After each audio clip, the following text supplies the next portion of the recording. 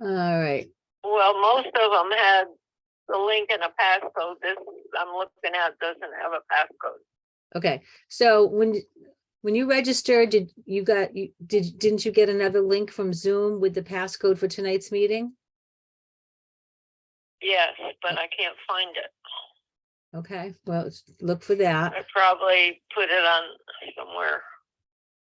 All right, well, let's try this then. How about if you log into your Zoom account.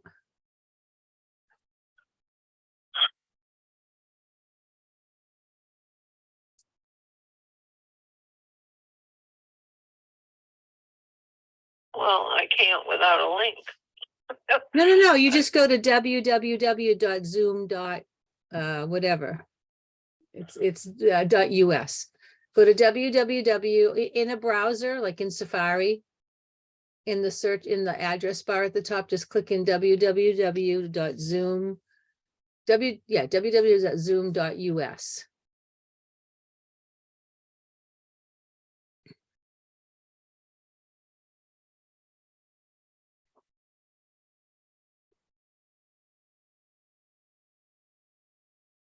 Yeah. And then on the upper right hand side, it should say account or login or sign in or something like that.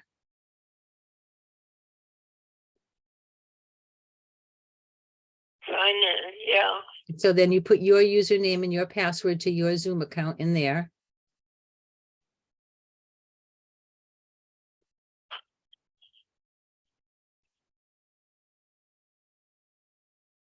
I never do this, so No, I don't know what my Zoom passcode is.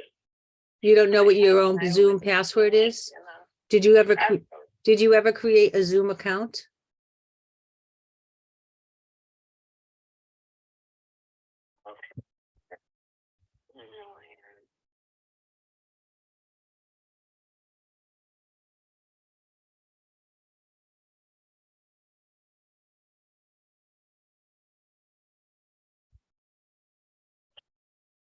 Okay. So now you're logged into Zoom? Yes. Okay. Now let me think about where this is. Hold on a second. I got to go onto the home page. At the top right hand, does it say the word join?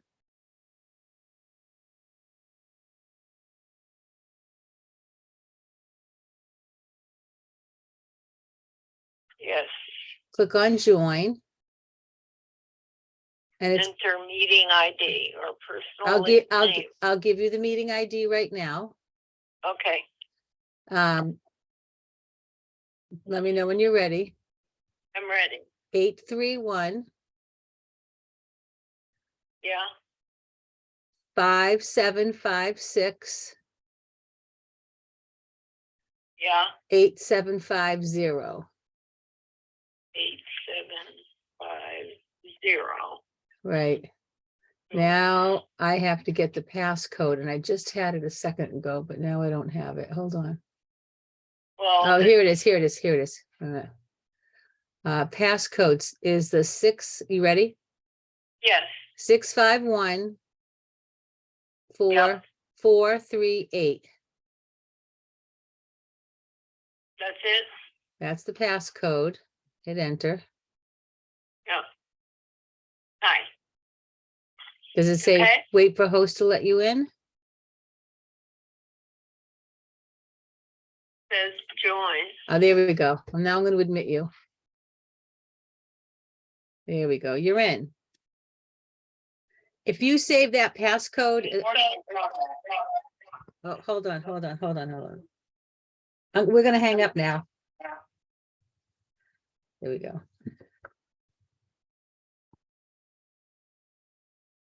Okay. I can't hear you. Can you hear me? Unmute. There we go. There you go. Hello. Hi. Hi. Hi. To turn my volume up. Okay, so now you have your Lightroom. Your Lightroom is open on your computer? Not yet. Okay, that It's going. Okay. is it open? Yes. Okay, so just minimize it. Well, you can keep it, but now in your Zoom, on the bottom of your, on the bottom of the Zoom screen, do you see it says share screen? It's a green button on the bottom of the computer on the, you might have to move your cursor down to the bottom of your screen. Sometimes it goes away.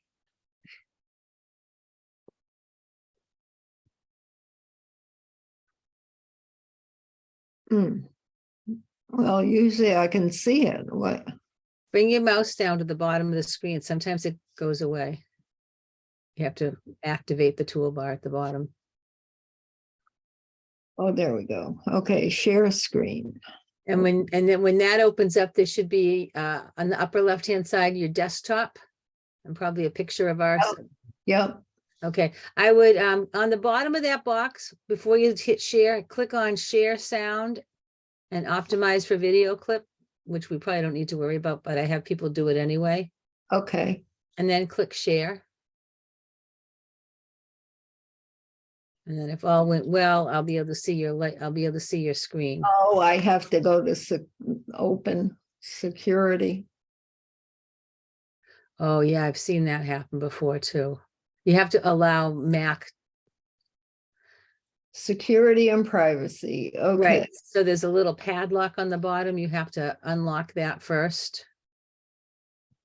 Oh, It's okay. unlock. I have to unlock it now. Let me go into security and privacy. I haven't done that in a while, but I know what you're talking about. Photoshop. What am I unlocking? I'm unlocking. Zoom. You're allowing Zoom.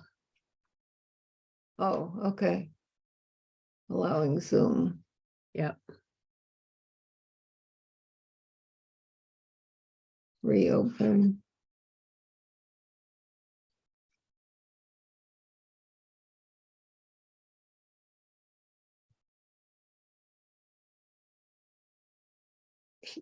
So you can't see it? It didn't work? No, but that's okay. Close out, end your screen share. If you hit the share button, end it now and try again. You might have to like reboot it kind of thing.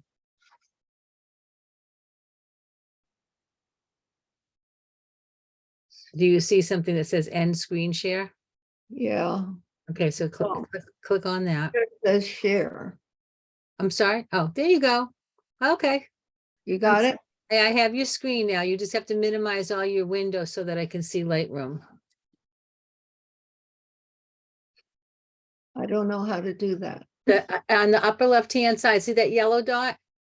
In that Yeah. screen you're moving, click on the yellow dot. Okay. There you go. Now, pull up your Lightroom window. Just pull it up to the top left corner. Make it real big. Keep going up. There you go. And then on the bottom, oh, that's fine. That's big enough. All right. So now, click on the import button on the bottom left side. Yep. And in this one, we want to open this window. Let's see how you open that. We got to try clicking on that arrow on the bottom left side of that gray box. There. Yeah. There you go. That's the full import button. And in a second, hopefully click on, it looks like it's open. I don't know why there's no source over here.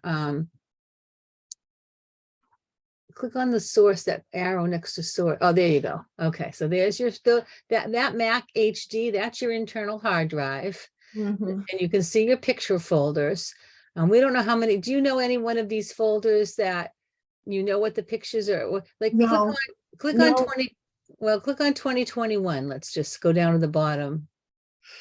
Or click on any one of those folders and open them up. Well, I would say, okay, are they, can you, on that, next to that 2021 folder, can you click on the arrow next to it?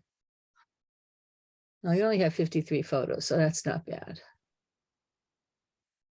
Okay, that's fine. So now, I have to let Erin in. She's coming Well, in. I don't wanna. That's okay. That's all right. She's, that's fine. So now, so on the left side, those are all your images on your hard drive. Yeah, And then the images that you've chosen are in the center area. Now click over to, go at the top, the very top of your bar and see if you can click the move. Excuse me, never mind, don't click move. You want to add. Okay, that's good. And then go over to the right-hand side where it says file handling. And open and click on that right arrow way over to the right. The right-hand panel. Under my catalog. Nope, keep going more right. Go down. There you I've go. got these pictures or, oh, Yeah, here. go under that, right where it says file handling. Open that right triangle opens up that menu underneath it. Click on the right triangle on where next, nope, next to file handling, go to the right. Go way over there, stop, go below, see set file handling right there. Now click on that right triangle to your right. Okay. And that's fine. And then go down below and click apply during import. Okay, we don't have to do anything with that now. And then go at the very bottom and click import. Well, I don't want to import all these Why not? because a lot of them don't have anything to do with photography. I mean, you know, Well, I'm just teaching you how to do it right now. Maybe click which one. So on in the middle of the screen at the bottom, well, okay, it's fine now. It's fine. You can always remove them later. Yeah, takes time. So now you have a folder with pictures in it. Yeah, And some of these are actual pictures, some of them are not, obviously, but or just whatever they are, but at least you know how to import and you know where they are, and you have now, so you're in the, now you can go back and watch the videos from the, and that gives you, now if you were importing from a memory card from your camera, it would look very different. well, I've done that into Lightroom, but I don't have, this is the first time I've put anything in Lightroom Classic. Okay. All right. So, Well, I mean, I'm just telling you, if you want to import photos into Lightroom Classic, that's basically what you're going to do. Those folders, if you close Lightroom right now and you go into your, or even just open up your Finder window on the bottom left-hand side. Finder window. Yeah, it's part of the Mac. The little blue and white face is the little icon on your toolbar on the bottom of your Mac. It's part of the Mac. It's not part of Lightroom. The very last one on the left, the blue and white photo. Yeah, that's called your Finder. And Yeah. that's, so now if you go in here to desktop on the left-hand menu side, desktop, and then go to probably users. Oh, it's not there. Hold on. Well, where do you keep your images on your, where's your picture folder on your hard drive? Or is it in the cloud? No, it's under. Oh, why isn't it coming up here? Oh. Oh, that's why. That's why. That's why. Yeah, Okay. you want at the top. But there should be pictures in the search bar at the top right-hand side. Just put picture. What? In the search bar in this window on the upper right-hand side.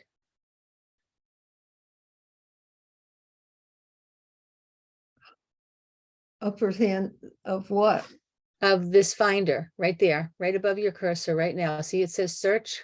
Yeah. Click on there and type picture. Take picture. Type the word picture. Enter. Okay. Just scroll down. I'm looking for a folder. All your Lightroom photos are No, in. my folders are, I know where it is on the desktop. Okay, So, it's on the desktop then. Okay. wait a minute. We can go there from the Finder too. I was just Well, showing you. Yeah, Okay. other people need to, I don't want to take other people's time. Oh, no, it's fine. Why don't you, so so that's the basics of import. This is all my folders Oh, for you put them in art photography. photography, okay. But I thought, oh, I see, but, okay, can you close that window Mhm. and bring Lightroom back up again so I can see the whole menu system? And,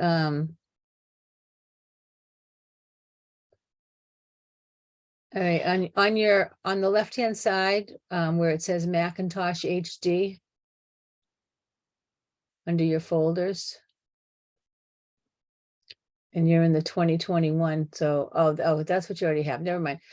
Go to the import button again.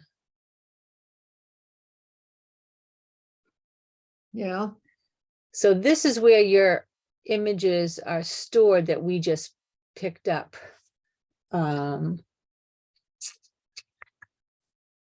Click on users.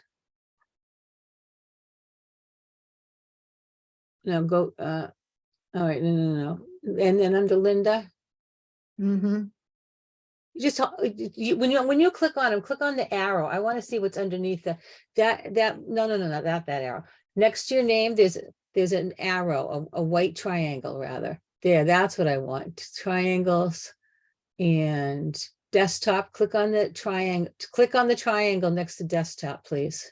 Yeah, when I say click on something, click on the triangle.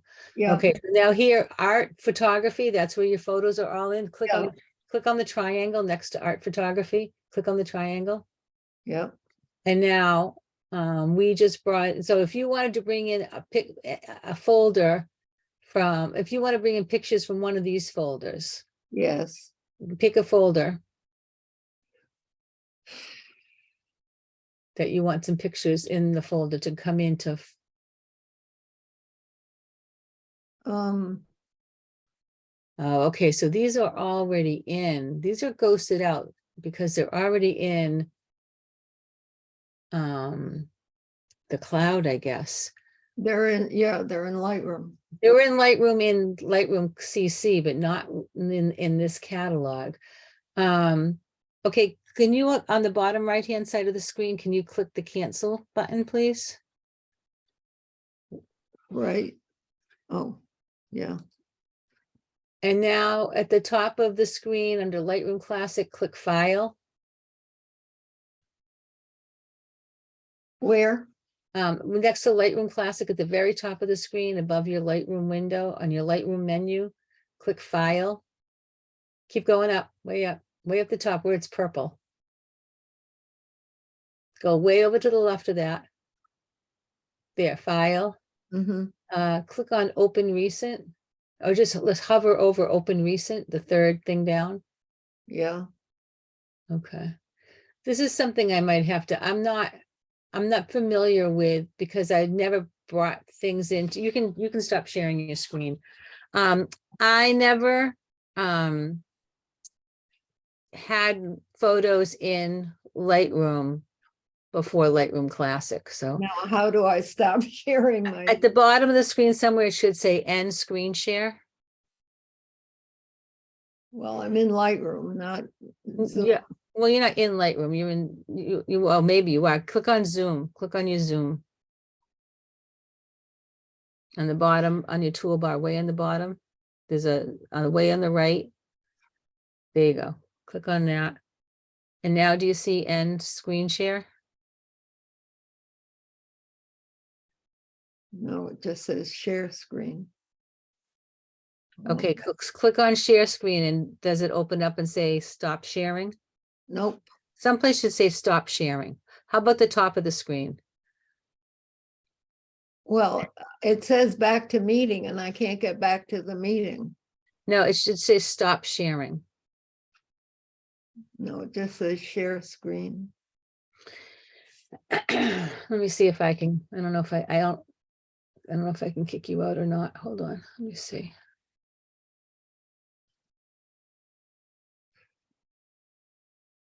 Stop video, no. Stop sharing, okay. There we go, I kicked you out. All right. Share screen, share. No, don't share. No, don't do it again. Okay, I'm out. All right. And there Hi, you- everybody. Thanks for your patience. Talks amongst yourself. I have to, I actually, I was on the phone with Linda first, so I have to go upstairs and do something. I have to pee. I'll be right back. Okay. Say hi to Aaron and Mickey. Whew.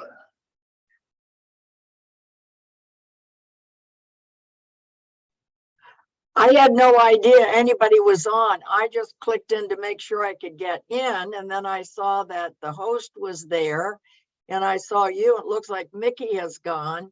So Linda, hi, you were getting some, Hi. hi. Did you? I'm trying to catch up and it's Oh, very difficult. I agree, and I've been at it longer, I guess, than you as far as Lightroom is concerned, and I still have so many gaps in my learning. And most of it is the technical stuff as far as where to put things, folders, what is where. And I still have a problem with that. Well, my problem was, and she told me, I was put mine into Lightroom, which she says is the cloud. And I wasn't in Lightroom Classic, which is what we've got to be working in. So Right. now I have to start all over with Lightroom Classic, which I have on my desktop, but I've never used before. Oh, really? Yeah, I'm not in the cloud at all. I just do the classic. Yeah, so I'm just getting rid of the stuff I don't want in Lightroom. Yeah, what I've done is I put my photos in the cloud or just on my desktop. And then I would always use Photoshop. Oh, So well, you went straight to Photoshop, so you understand Yeah. all the things about Photoshop. well, I'm more of an artist than a photographer. So, Oh, I see. What kind of art? well, a lot is digital from my photographs. Oh, But I also do printmaking and painting. oh my. Yeah. And So what do you do with it all? I have shows, I get into shows and I have shows. So I have a website you could look at and give you an idea. It's just my name, lindalands.com. Okay. And it's, And so where do you live, Linda? what's that? Where do you live? I'm in Framingham. Oh, okay. So you're That's very how local. I got into Gateway. I just Yeah. Googled Camera Club Framingham. Gateway came up and I Yeah, was yeah. so happy. I should have done this 3 years ago because I've been photographing steadily, but not taking it seriously and collecting all these images. And they're not organized. No, And yeah. what I would do, because I mainly use the photographs I like for Photoshop, I was pretty happy with being disorganized. I didn't need to be, but now that I want to develop my photography and I want to, of course, use it in my creative work as well. I really need to get organized, and you can do that with Lightroom, and I don't know how. Welcome to the club, to the other club, not Well, GCC, but Then the I other was- club. She's been using Lightroom Creative Cloud. Yeah. So she hasn't been using the classic that we've all been working with Right. here. Hi, Frank. Hi, Frank.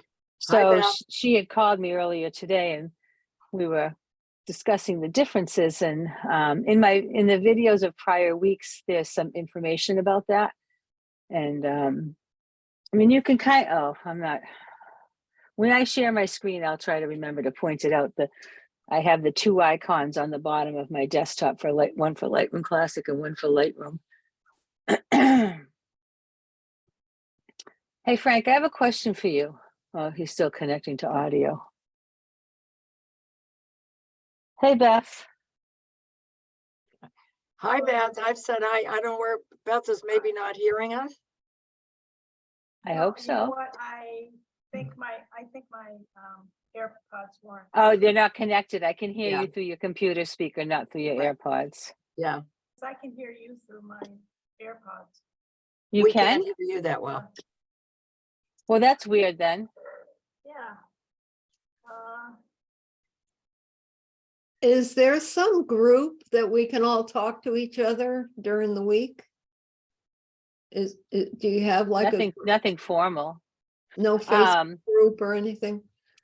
Facebook, there's a Facebook Gateway Facebook group, but we don't like really talk to each other. Most people post an image here or there or information about something related to photography. Yeah. Hey, Frank, are you there? I know you are, but can you hear me? Oh, you're still connecting to audio? Frank, Hi. can you hear? Hi, Phyllis. Can you hear Hi, me, Phyllis. Frank? Good, Frank. Yeah, we can't hear Frank. He's muted.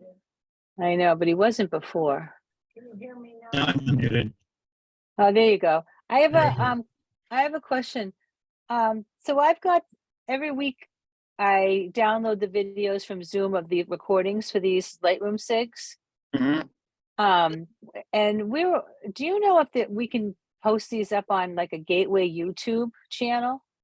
I don't know. I've got to check with Charlene to see if we have a YouTube channel. Somebody We said we do. had one, but I do. I Googled it. I found it. We have a Yeah. very old one. We looked into starting a new one, but there didn't seem to be a lot of interest in it. So we, Well, up until now, we probably didn't have a reason to. But Yeah. what difference is it old or not? The age of Well, it it doesn't does- matter. no, I don't think it would matter. We could try putting a video up and see if it works. All right. yeah, maybe we're trying. Yeah, because then it's a lot easier for me to send the link and it'll always be there, rather than download. Like Linda, when I sent you the video files, they went into a Google Drive link. You didn't have any problem getting them though, when the videos I sent you today? No, Okay, good. Great. I wasn't sure. you mean the lessons 3 and 4? Well, no, it was actually week 1 and week 2. Yeah. I think I've got them all somehow. Okay, because week 1 and week 2, I actually have downloaded onto an external hard drive.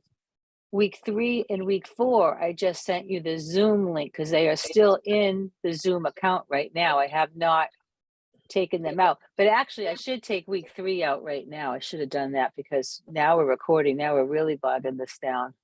So let me do that. Delete week 3 recording. Is Linda a new member? Yes. Yes, fairly new. Hi, Yeah. Phyllis. Welcome. Well, actually, tomorrow will be my 3rd meeting. I don't remember I think seeing I'm you. very new. Where do you live? I'm in Framingham. Oh, nice. Yeah, off Singletary Lane on Travis Drive. Oh, I know that area. A friend of mine, Norma Goldberg, lived on Singletary Lane. I don't know if you ever met her. No, Okay. but Hi, everybody. Frank, I'm gonna have everybody mute and turn off your video. I'm gonna start screen sharing. Frank, you'll have to watch. I don't think we're gonna get through everything tonight, so I'm really gonna be a stickler about starting on time. I'll watch for letting in.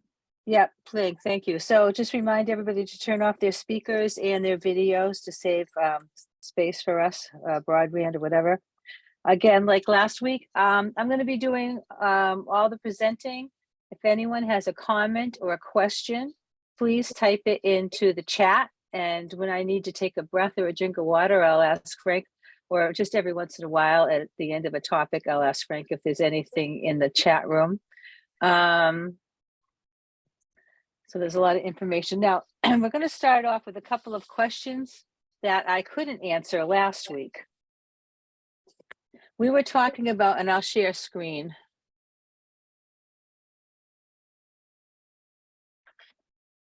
There we go. We were talking about, there we go. Oh, I've got messages from the folders. Got to think of what picture I was in last week that I took snapshots. I've got these messages from Zoom that are clogging up my thing. Sorry. And oh, I know what I did. Here we go. Oh, my computer is very slow tonight. I was having troubles with this today too. All right, I'm gonna library collections. This here. This is it.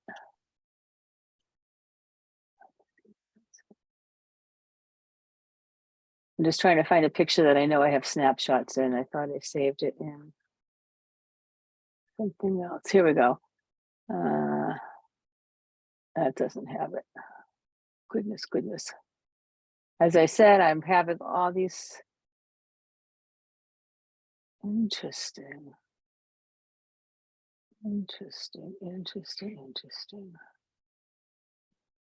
Sorry, folks. Filters off. I guess it's this one.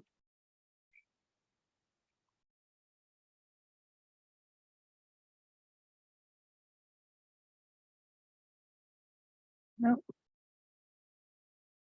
I must have deleted the snapshots. Good for me. All right. Anyway, the question was when we make snapshots, and if we remember, snapshots are we're editing this. I'm going to go back. There we go. We're editing this and we take a snapshot of this and I say color, let's say. And then I go and make this a black and white. And maybe I put a preset on it. And I do this one. And I make another snapshot and I call this black and white. So now I have a couple of different versions of this image saved under snapshots. And maybe I go back to the color one and I decide to add a real heavy vignette. And all I've done is I haven't changed this actual color one. If I go to the black and white one, I want to make this vignette really dark. If I go to the black and white one, there's no vignette been added to that picture. If I go back to the color, it's the image that comes back. It'll show the image without the vignette because it's the image that I took in the snapshot of time. Again, sorry, my computer is slow. I knew 1 week it would crash on me and go slow. I've been following along swimmingly here.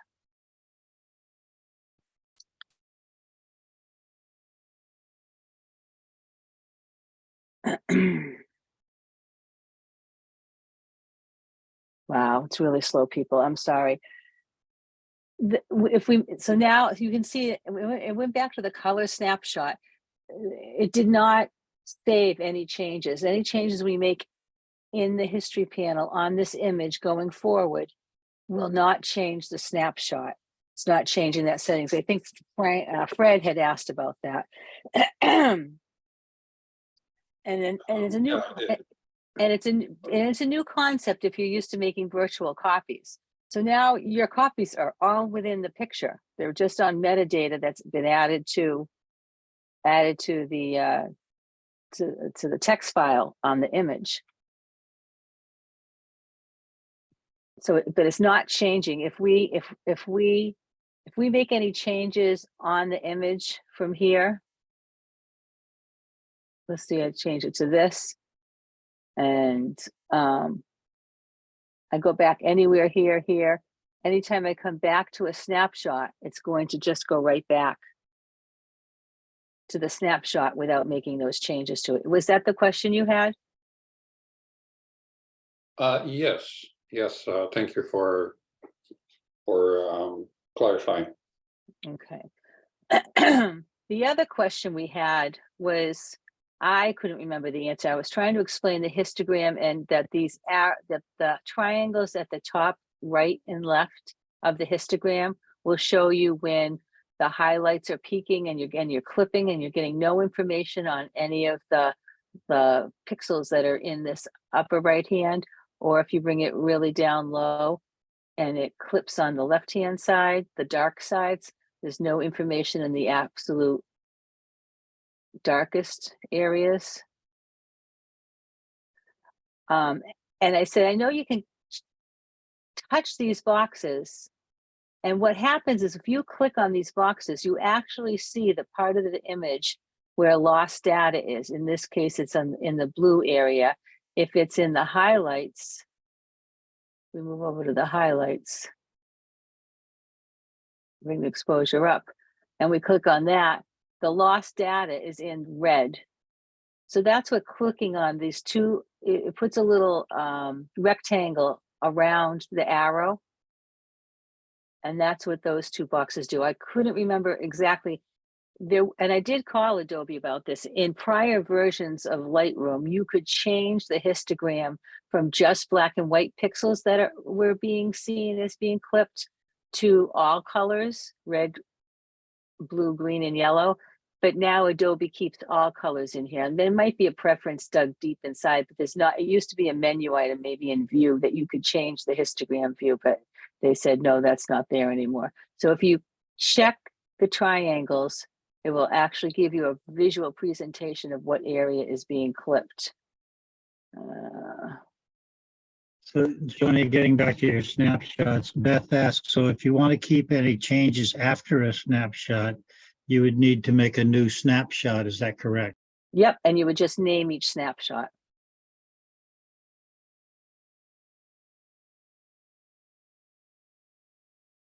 Okay, so that answers the histogram question. When I was working on showing you what a tone curve was last week in the develop module, that's going to go back eventually. And I want this to get back. There we go. Or even to the beginning, maybe. I got to crop it.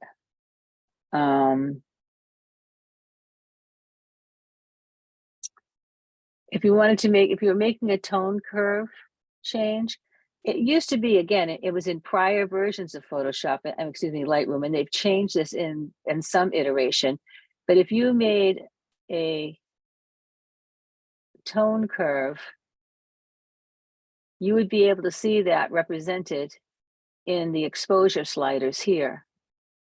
But that doesn't happen anymore. And they didn't explain why. They just said, no, we don't do that anymore. That once you have this tone curve, now you can go and make more adjustments after the tone curve, or vice versa.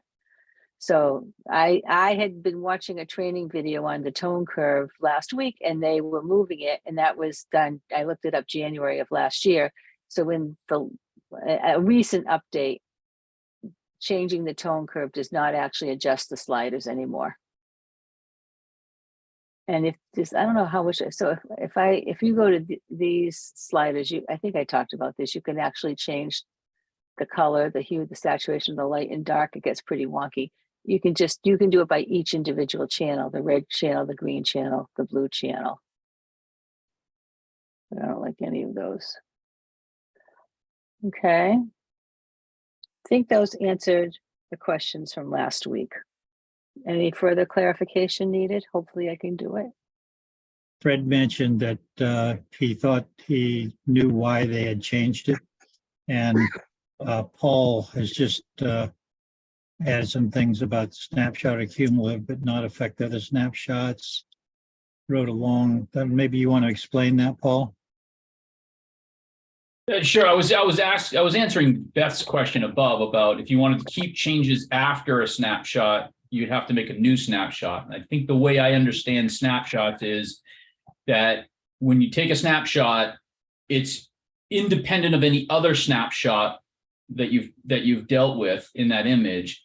And if you wanted to, for example, you start with an existing snapshot and use that as the basis for another change to experiment with, you would want to make a snapshot of that. You'd take a new snapshot from your starting point and then make those changes to the next version because they're cumulative.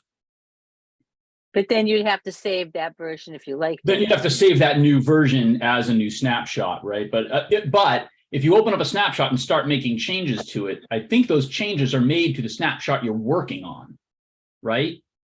No, I don't think it did, because No? if I go back here to this color one and I made some changes afterwards, I made that horrible vignette. It didn't change it. It just changed. It was in the history, which I've since gone, but I can do it back again. If I bring that vignette really down. Yeah. And then if I don't save that and I Oh, go it reverts back, to the, so when you come back in, if you haven't saved this as a snapshot, you Right. revert back to the original snapshot that you did save. correct. So now if I go to the black and white. Okay, I that misunderstood then. That doesn't have the vignette.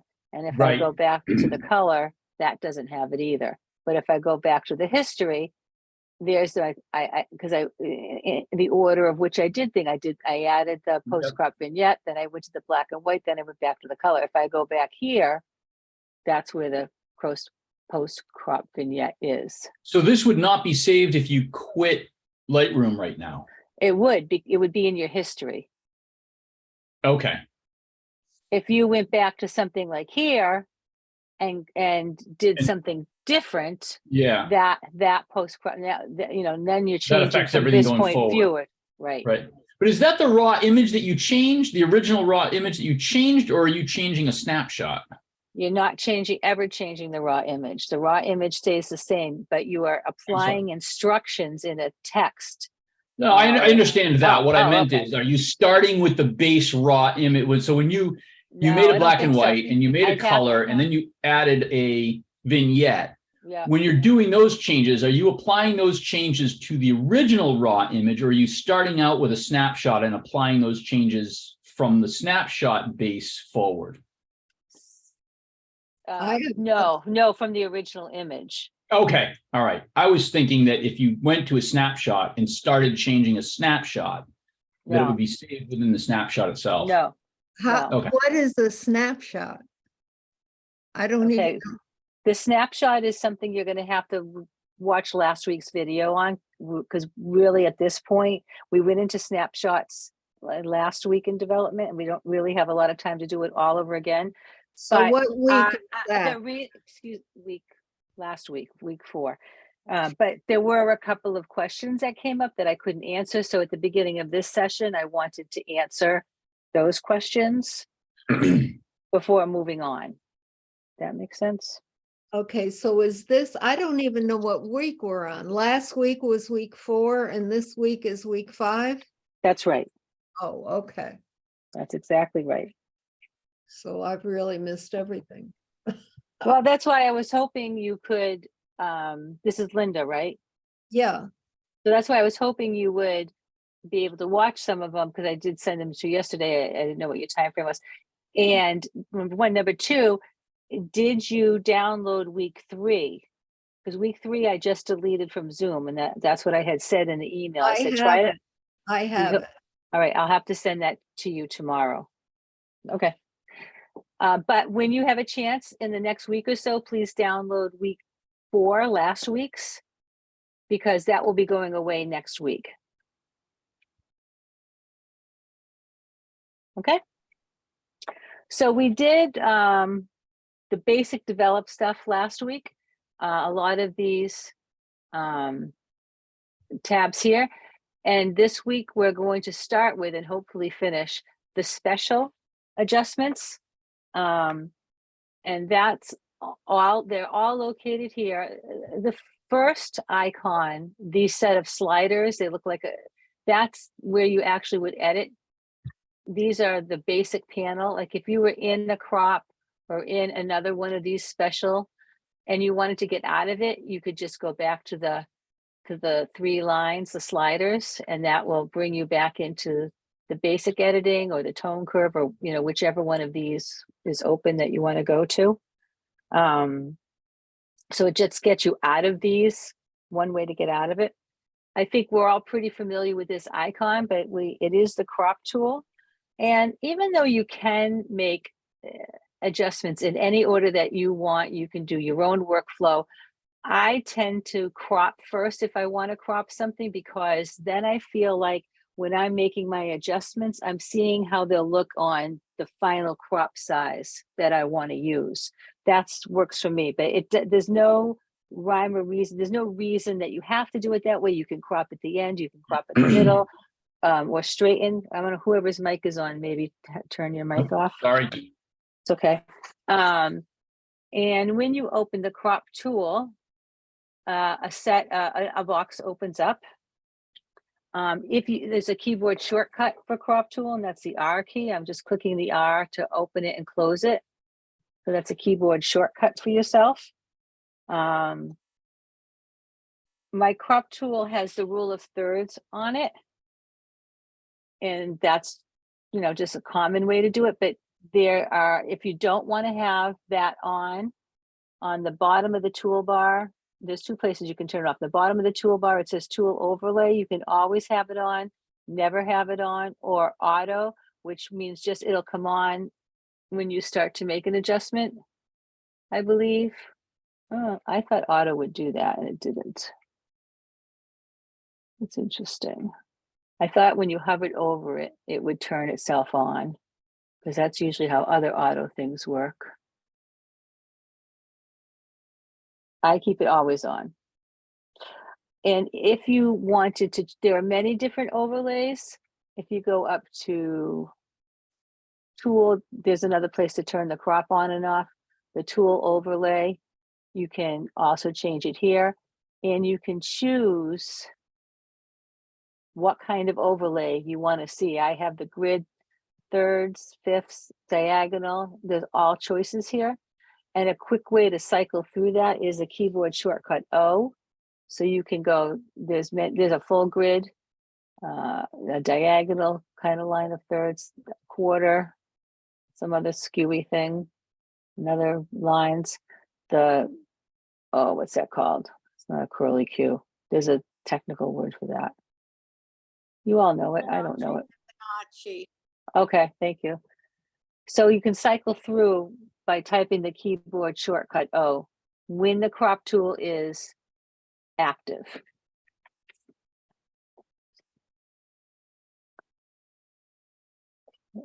And if you don't want to commit to this crop and you just want to start from the beginning, you can reset it, you can close it, or you can just hit the escape key. Those are three ways to get out of the crop tool.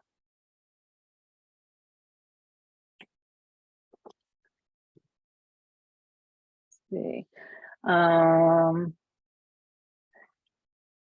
There is the aspect ratio is from the raw image is whatever aspect ratio your camera shoots at.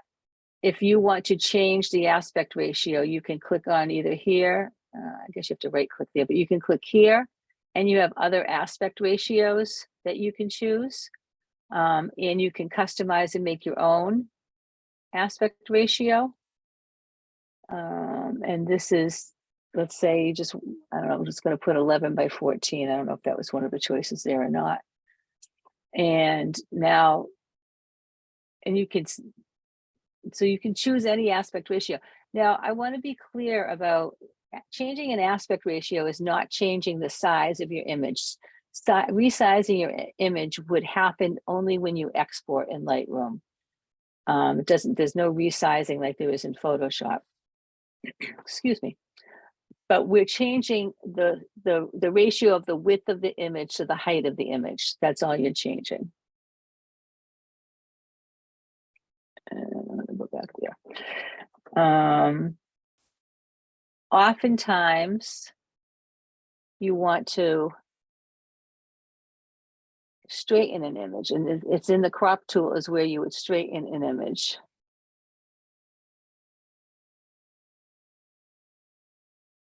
And there's a few different ways you can do it. You can now my crop tool is open. It's the rule of thirds. I want to straighten this horizon here.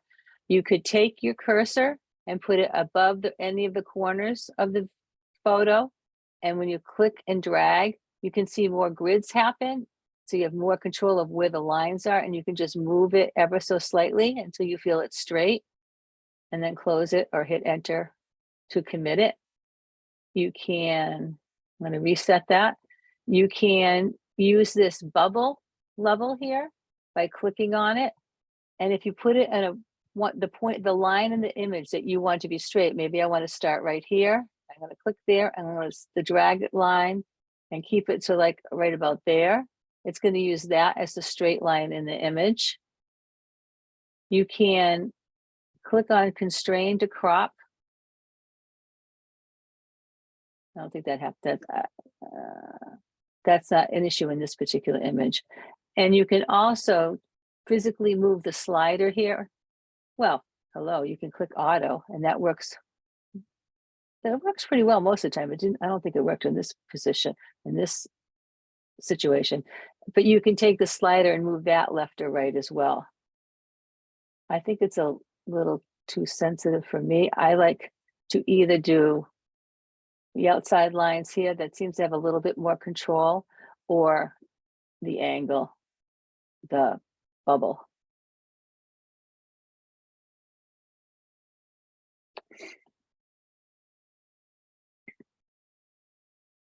Okay.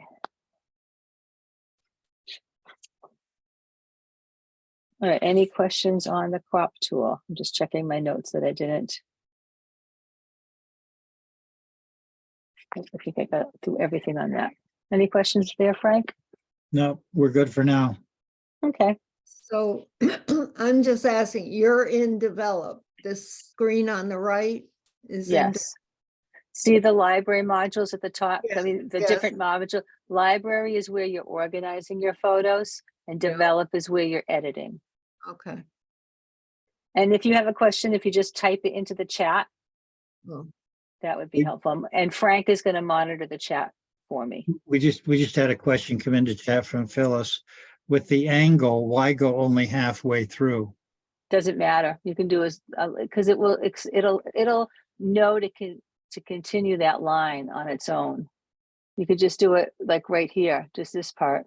It'll do it just about the same way. You don't have to go through the whole. You can start on any part as long as you continue it to some part with it that you want straight. Do you see how it's kind of going the same place? So Yeah. however long that line is, the picture will level itself to that line, whatever you made. Correct. Okay.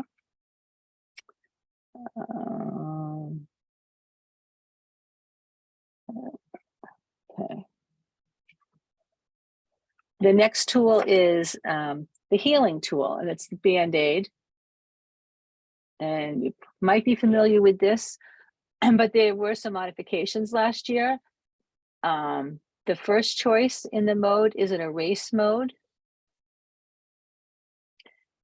And the way that you use this is you've got a brush that's automatic. The size can be changed of the brush can be changed here.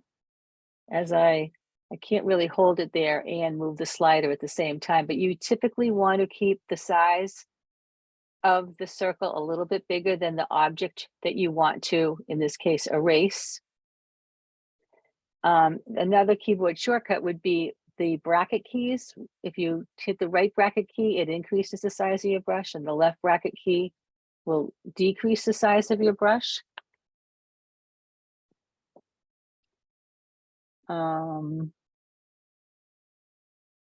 So erase uses AI to figure out what you want to fill in, and it works pretty well, but it's fairly new. I haven't used it that much, but as you can see, as I'm clicking, these dust spots are going away.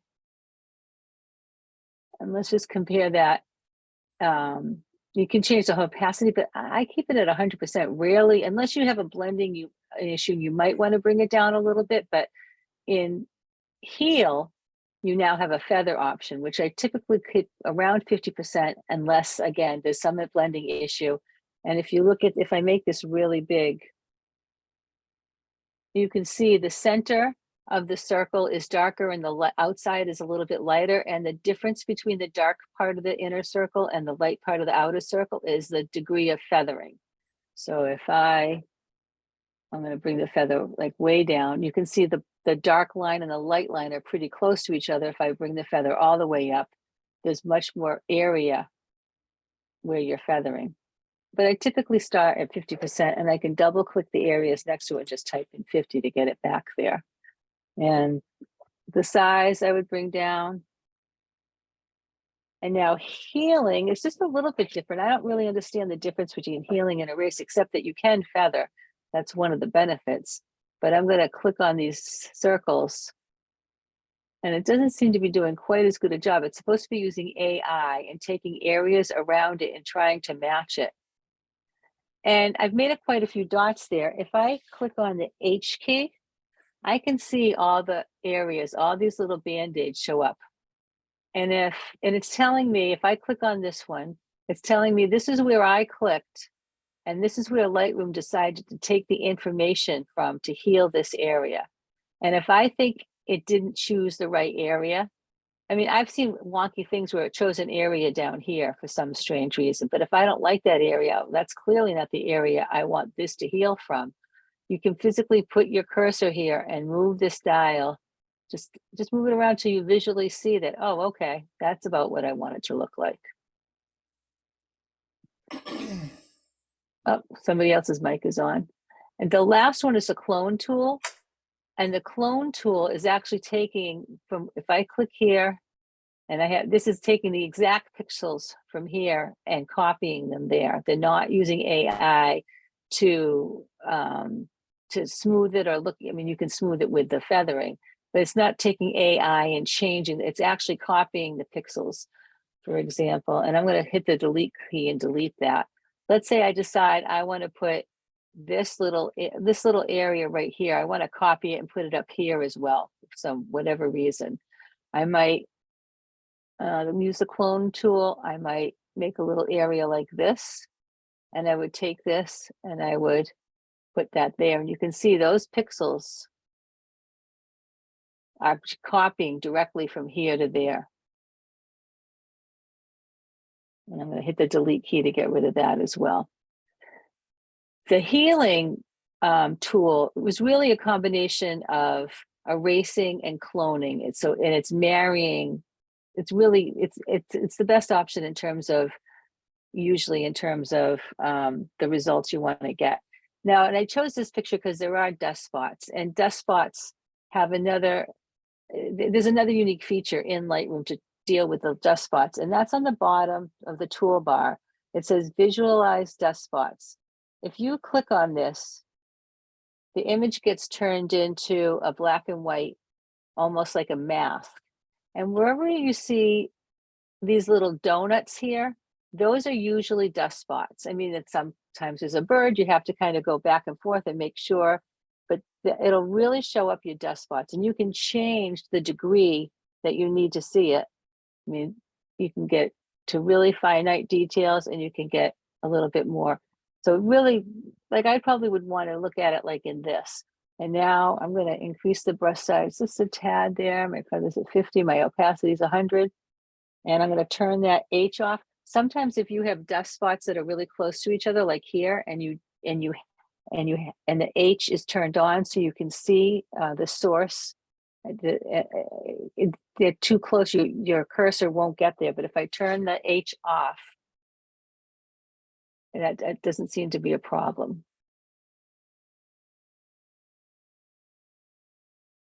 This one might be tricky because it's on the edge. Oh, it looks like it did okay. There's only a couple more. Oops. Now that one, did you see? I'm gonna just delete it.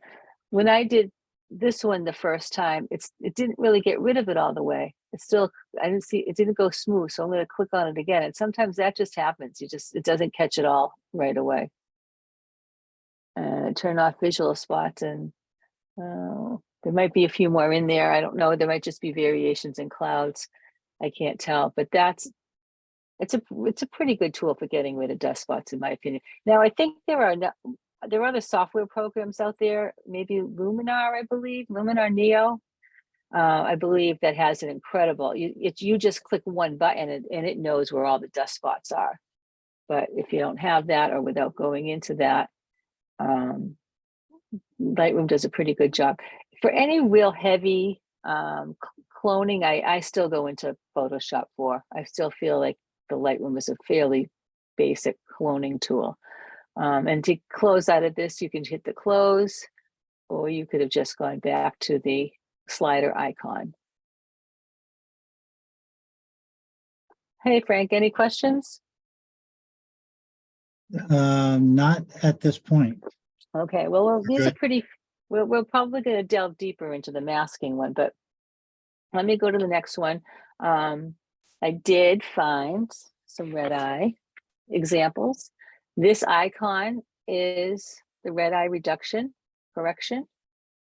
And the way that this works is you've got this little, looks like to me, it looks like a Space Invaders icon from back in the old video days. But what you want to do is basically put the red in the middle of this, right on the red of the eye, and click on it, and it makes a circle. You can change the size of that, make that smaller, so that it goes, it's actually changing the pupil size, not the circle size. And you can darken it a little bit if you want it to go to get, or lighten it. You can play with these two sliders on the right.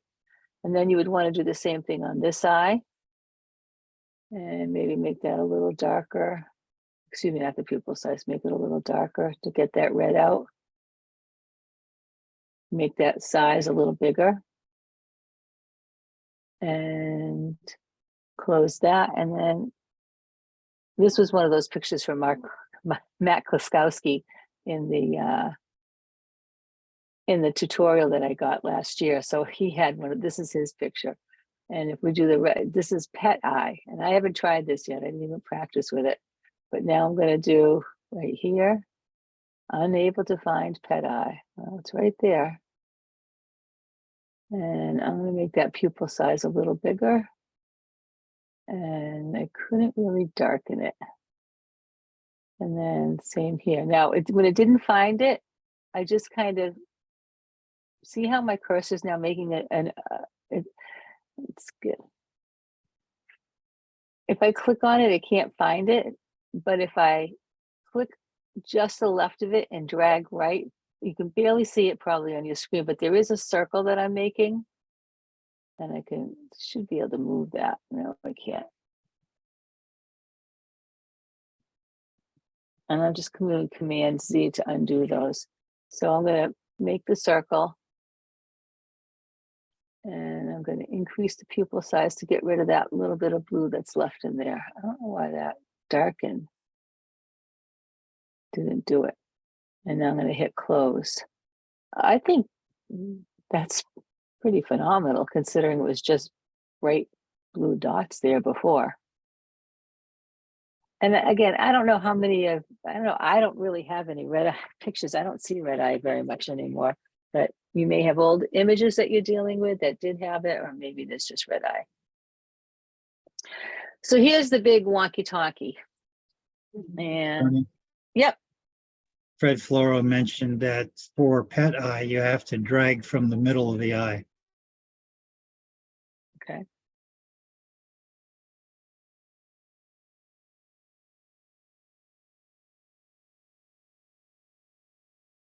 Yeah, so you have to make the circle.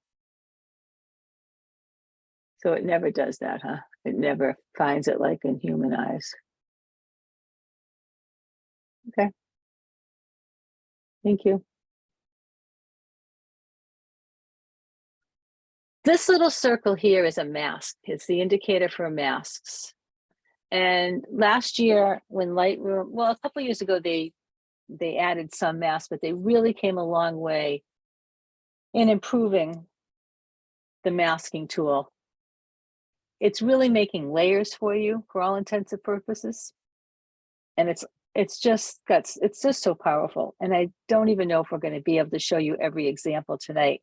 And that's why I had put in the email with the link to this Zoom meeting tonight. you know, maybe we can do a show of hands, or maybe you can put in chat. I think it would be beneficial if everyone sent me 1 or 2 images and we really went into masking in a much deeper dive. We have many more examples to do so.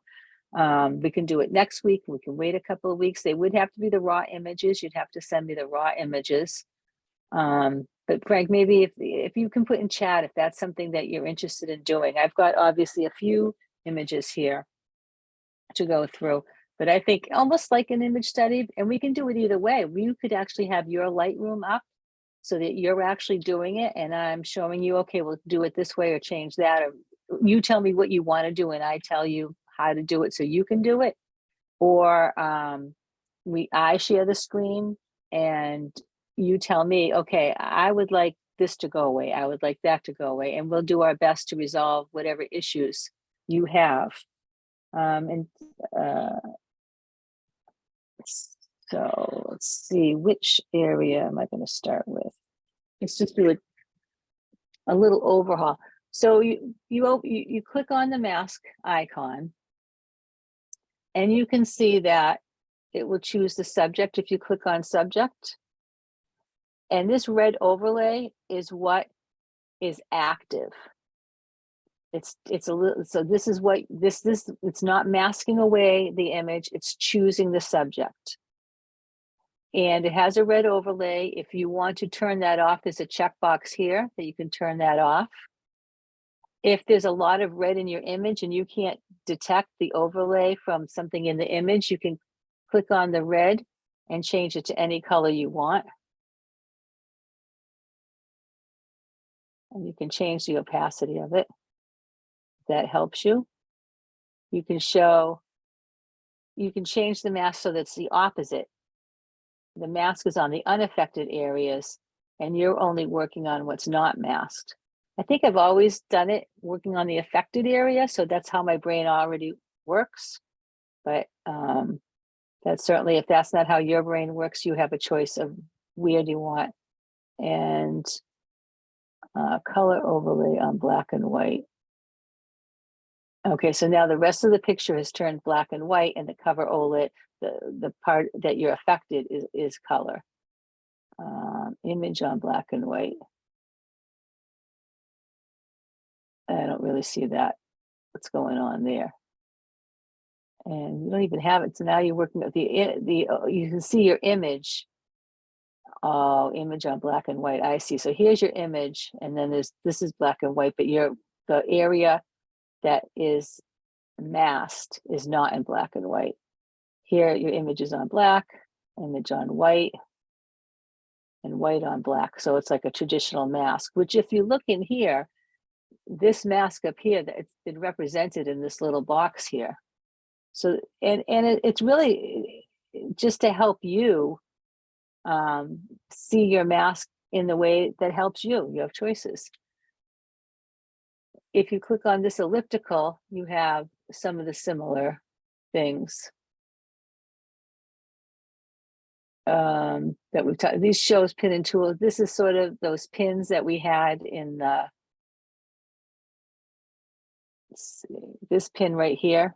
This is the mask pin here. That was similar to the pin we had when we were doing healing. I usually do auto on that one. I think that's the default. So that now the pin's still there. I don't know why it's always on, to be honest with you. These are a little deeper dive than I actually had planned on going into. As you do, if you have an image that requires a lot of dodging and burning and masking for whatever reason, one thing you might want to do is you can double click on mask 1 and change the name of it.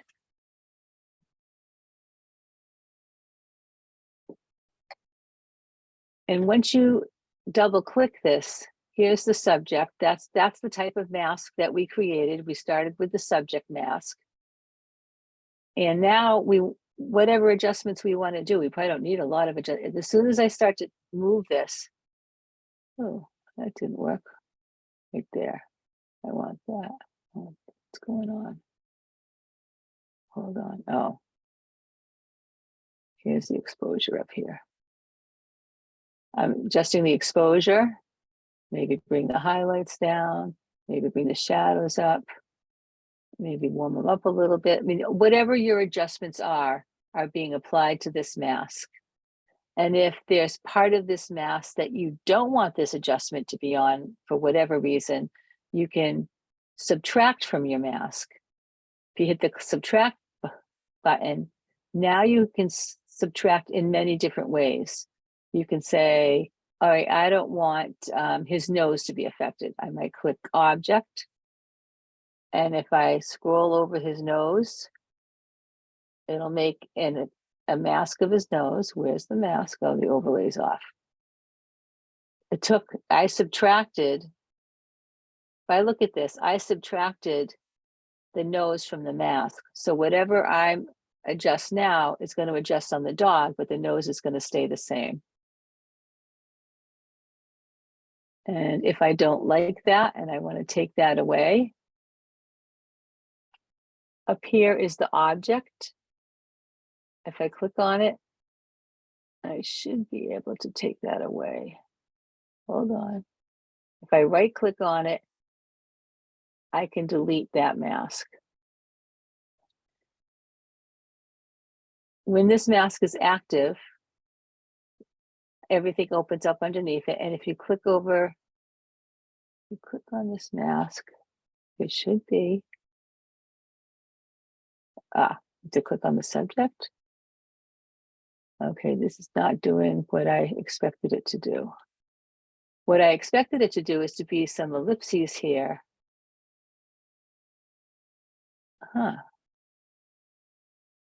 There is supposed to be a little eyeball here to shut it on and off.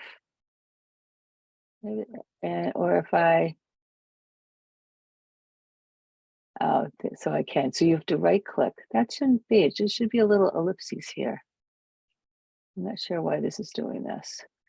If you right click on this mask, let's say I decide I wanted to actually get the background and not the dog. I would invert it. And now you can see the background is masked and the dog is not. And when I make exposure changes, it's affecting the background, not the dog. So with these masks, oftentimes it's the background I want to change, but the easiest thing to do is create a mask on the subject. If I'm making a second mask, I would click on the plus button and all the options we had originally before I did the first mask will come up here. I'm not making it. I'm actually going to go back to, I could just delete this. I'm not deleting the dot, I'm deleting the mask just to go back here to the beginning. So you can choose the subject, you can choose a sky, and you can choose the background. So even though what I did was choose the subject and invert it, I got the background, you could just go right to the background and just start with the background.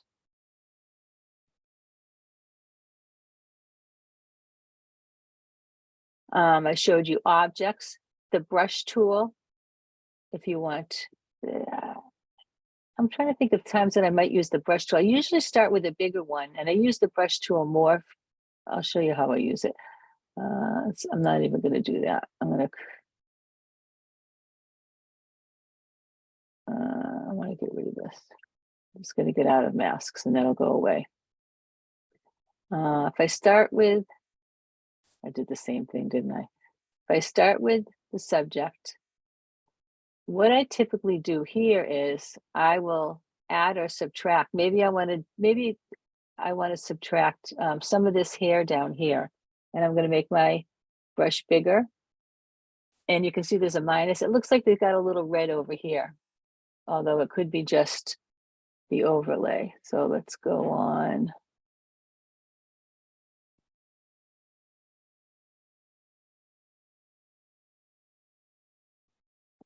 No, it's not. But over here, it looks like that. I'm going to take that away. That might not be the dog. That might have been part of the carpet. So I subtracted that with a brush. And then now I make my adjustments, whatever I'm going to do. And now that part has been taken out of it.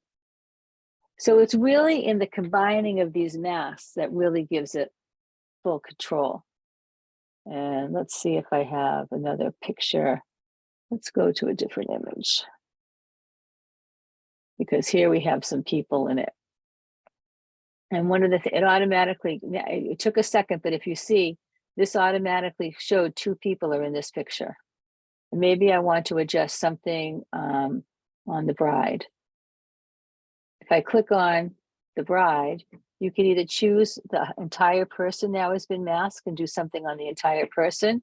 You can just do her body skin and maybe her face skin if you want to smooth that out or change the tone of it. Lips, eyes, teeth, hair, all of this can be individual. So let's do the skin first. We'll choose her skin. We're going to create a mask. And you can see I've got it on black from before. I'm used to the color overlay, but here it is on black. So everything in black is not being adjusted. Everything on her face is, and excuse me, everything, her skin has been chosen to be selected. And maybe even we think, oh, we really don't want this. Was her back? Let's take the overlay off. Oh, that's part of a finger here. And that looks like it's part of a chair. So we don't really need that. So we can subtract that with a brush and take that out. So now we've just really got the skin and a little bit of his fingers there. And it did a pretty good job. You can see it you might want to add her hand. Her hand isn't in that. So let's take an object and we'll just take her hand. And that should add to did I do add to the mask when I did that? Yes. So now if I show the overlay, now her hand is in there. And now you can do whatever you want to the skin. If you want to smooth it, you might take the clarity down. You might want to take a custom adjustment, soften skin. Although I tend to find that's a little bit harsh. I don't usually use it to its full strength. Maybe you want to change the temperature of her skin a little bit. Maybe you want to take the red out. I don't think I can do that. I might just want to lower the saturation a little bit. So whatever you want to do. Now, maybe you want to attack the hair. Let's create a new mask and let's do people, select people. We'll select her and we'll select not the entire person, but her hair. And we create the mask. And do we want to adjust it at all? Looks like the feathering could have been a little bit better on that. We're getting a little bit of her here. I want to subtract that and probably would use, you could use a color range. You could use a luminance range, but I most likely would go in here with a brush and just kind of, and I'm just touching the edge.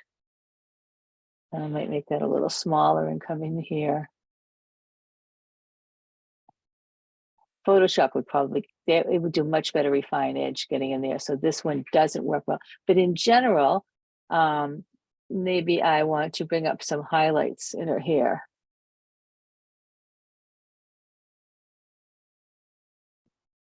And make it a little brighter. Something like that, maybe give her a little more texture. I'm just making this up as I go along. And if you want to see what this looked like, see, this should be a little thing that's before and after just for this mask. It's interesting. Even earlier today I was working on this. There's a little ellipsis and a little eyebrow, and I should be able to just turn this mask on and off. But it's not there.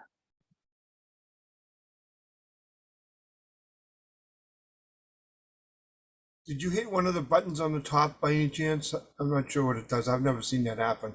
Which button? Over to your right. Over here? No, on the masking button. on the masking. I mean, this is just making this bigger and smaller. This is, you could, all your masks will turn on and off by clicking this button. Did I turn something off in here earlier? Hide auto masking. Just unclick that. Right here? Yeah. It's not there. But you're right, I did touch this and I don't know. It was this one. I think I touched. It's not there though. But I was doing showing pins. Selected? No. I know I did that.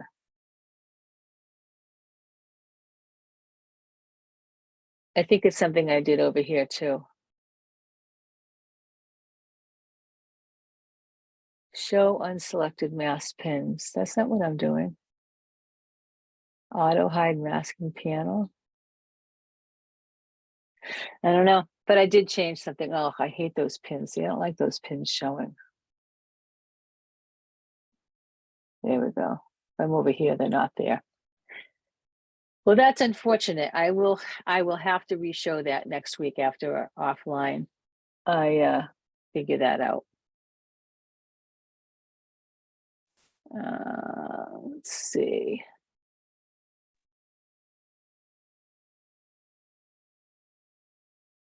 Jeremy, Yes, sir. Paul had a question on masking. Says, can you please explain what is meant by mask opacity and how increasing or decreasing the opacity affects what you're trying to do with the image? Sure. It doesn't affect what I'm trying to do with the image at all. It just affects how deep into the image. What did I do here? Color overlay.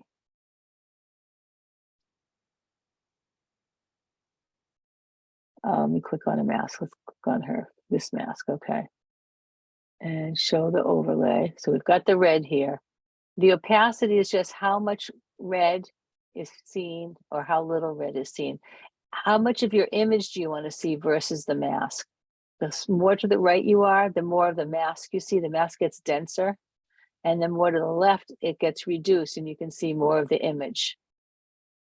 It's not affecting any of the adjustments I'm doing, just how much of the overlay you see. Did that answer the question? Yeah, I think so. I just always thought that the opacity of the mask had something to do with how much of the effect you were applying to that area. Nope, Or- it does do that in Photoshop when you're blending, and there are presets that you can change the opacity of them, and it's a blending issue, but this is an overlay opacity. Oh, okay, okay. Not an effect. I've got things opacity. confused then. That's okay. Yep. Okay, thanks. I think what Paul I is just saw talking it. I about- just saw it. You did something that opened it up. What when was you were it? up in the masking. Oh, look at that. There it is. Thank you, Alan. It was when I did happened to see it auto. in- I did this. I clicked on this and I did show pins and tools auto. So now when I come up here, here's my ellipses. But when I right clicked it, I got the same thing. You could rename your mask. You can invert the mask. Instead of having it on her skin, it will be everything but her skin. You can duplicate and invert it. I can't think of a time that duplicating masks doesn't do what you think it's going to do. Intersect, we're going to get into. You can hide the mask and you can delete the mask. You can delete all masks. So there's a choice here. And this eyeball, you can, that's the hair mask. So you can see before and after. And the skin mask before and after, which I take the overlay off. I don't think we made a big change there. But a lot of these changes are going to be subtle when you do this. These aren't always going to be very huge, real huge things that you're doing. A couple little things about this little box. So if you click on the gray, dark gray part, you can move this over. You can actually bank this and kind of lock it in on your right panel so that it's not on your image. Now, if you have a lot of masks, you're going to be scrolling up and down a bit because you don't have your your sliders, here. And the other thing is when you click on that and push it back into your picture, push it wherever you want, bank it here to the right. You can even minimize it more by clicking on the double right arrows. And lastly, there's a little tiny question mark here. Watch masking tutorials in keyboard shortcuts are listed here for your masks, which again, I don't use a lot of keyboard shortcuts, to be honest with you, but I just want you to know that that's where they are. Let's do another example. This is a pretty cool radical change, I think. What's this mask? I didn't know I even had a mask on her. Let's delete that. One of the changes that they made, which is really cool, is in the linear, well, in the whole thing. But typically we might have a linear gradient that you want to change just the horizon, the light on the horizon. And this isn't the greatest photo, but I just found one that had the sunset at the horizon real quick today. You might like the top of the sky and you might like the bottom lighting, but you want to change it right in here. Well, now because we can add a linear gradient, which you always would take it either from the top or the bottom or the middle or wherever you wanted, even if you took it from the horizon, it would affect above the horizon as well. And this overlay isn't a good color for this. Let's see if that works. Maybe a little bit, or just do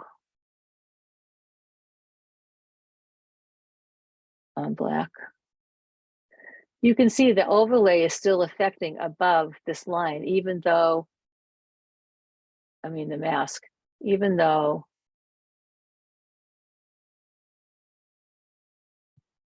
I started linear gradient, even though I've got my cursor right on the horizon, because, or maybe a little above it, that's what I want to affect. If I pull it down, you can see that the mask is still showing the top of the sky. Well, now since we have add and subtract, I can actually subtract with a linear gradient and start here and pull up. Well, that didn't work, did it? Okay, then what we're going to do is intersect mask with a linear gradient. And I'm going to add this here. Or not. I didn't start it in the right place. I'm going to move this down and this down. So now I'm masking out. So you do have to use intersect. Here's my intersect mask. And here's, I'm going to move this one up a little. And I'm going to bring this one down a little. And I'm clicking on this little square to move it. So now the part of the picture I'm affecting with a gradient is just going to be this area right here. And I'll do this again because I went quick and I didn't realize I had to intersect. I thought I could just subtract. So now I might bring the highlights down here and bring that down. And it's not the best example, I'll grant you that, but I think you understand the fact, I think you understand the concept of where something just at the horizon needs to be fixed. So let's delete this whole mask and start again, just to do it again. Take the linear gradient and make our typical linear gradient that we would make. We want to bring it down to about there, but we want to take away this part. Like I said, I thought I could subtract it, but what we're going to do is click on the elliptical and see intersect mask with another linear gradient. And now I'm going to start from here and go up. And that didn't work either.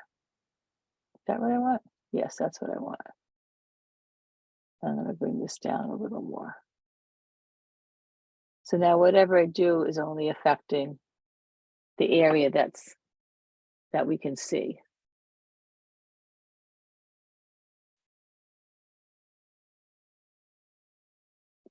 Did that make sense to people?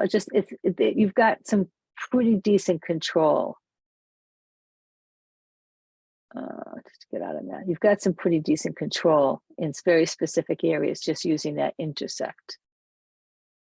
Trying to think if there's another picture I have. All right, let's try this one. So I want to crop this. Let's say something like that. And to get out of the crop, I'm going to just cut this. Now, I don't want to sharpen the background or make it crisper, but I want the butterfly. So I'm going to click my mask and I'm going to choose subject first. And it did an okay job, but you can see it's got the background here and it didn't really grab this very well.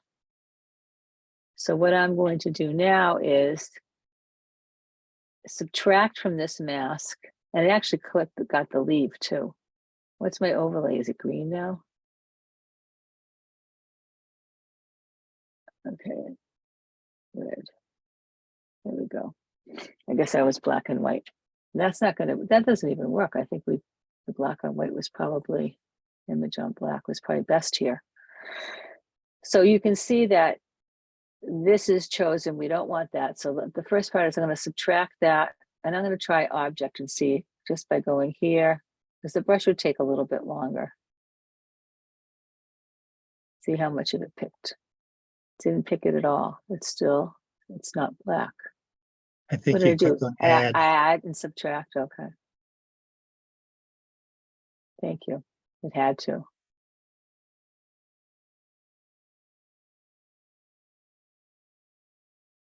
The other thing is, I don't know why it's not taking that down there. And it did an okay job. I might want to, I wish you could expand pixels, right? Like you can, let's subtract a little more. And I'm going to take a brush and clean up around here. Now, in this case, now I want to get in here. And I'm going to bring this feather down a little bit. And I'm going to make my brush a little smaller. This is going to get a little bit tedious. But if I'm going to get in here, I'm going to have to be a little bit more careful. And I'm going to just take just the edge of that circle along. And I'm going to be conservative at first and go in a little more. So you can see it's going to take some time to get in here.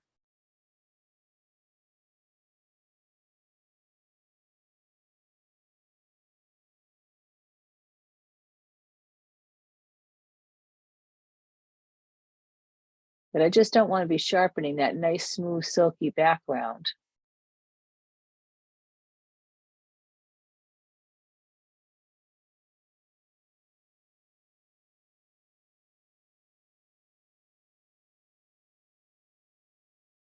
Sorry, this is probably very boring to you.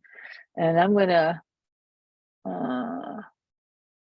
just turn this off for a second. It'll come back because I want to zoom in. Let's go in. There we go. I can go back to this mask, click on it, and I'm subtracting with a brush. So I'm going to click on there. I'm going to make the brush smaller. Go in here.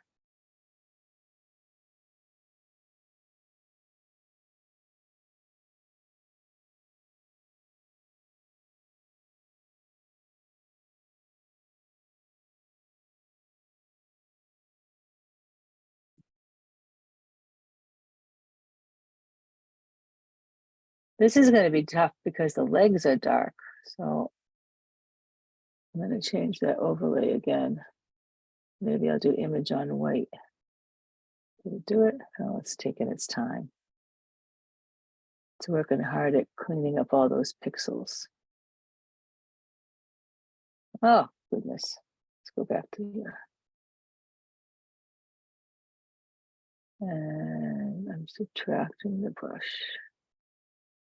Right here.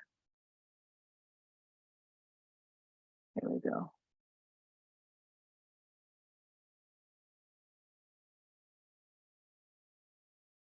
So with some time, you definitely can get in and do some very, very specific masking. And Oh, I'm gonna Command Z. I got too close on that one.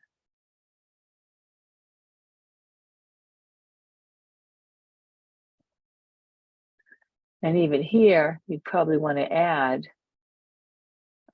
let's try with an object, and I'm gonna bring it back to 100%. I'm going to make my brush smaller. I'm gonna try to bring some of this, turn my overlay off. I'm just waiting for the computer to catch up to that. I want to bring some of these antenna back in. So I'm going to just click this as an object and see how well it does. And show overlay. And it brought it back quite a bit, actually. That was kind of a big difference, I think. And take off the overlay. So now whatever adjustments I make, let's say I make it a little more saturated. I'm going to make it a little bit brighter, but I'm going to bring up the contrast. I'm going to bring down the highlights. I might give it a little more texture and a little more clarity. But that way I'm not adding that to the background. I didn't want the background to change. I just wanted the butterfly itself to pop out.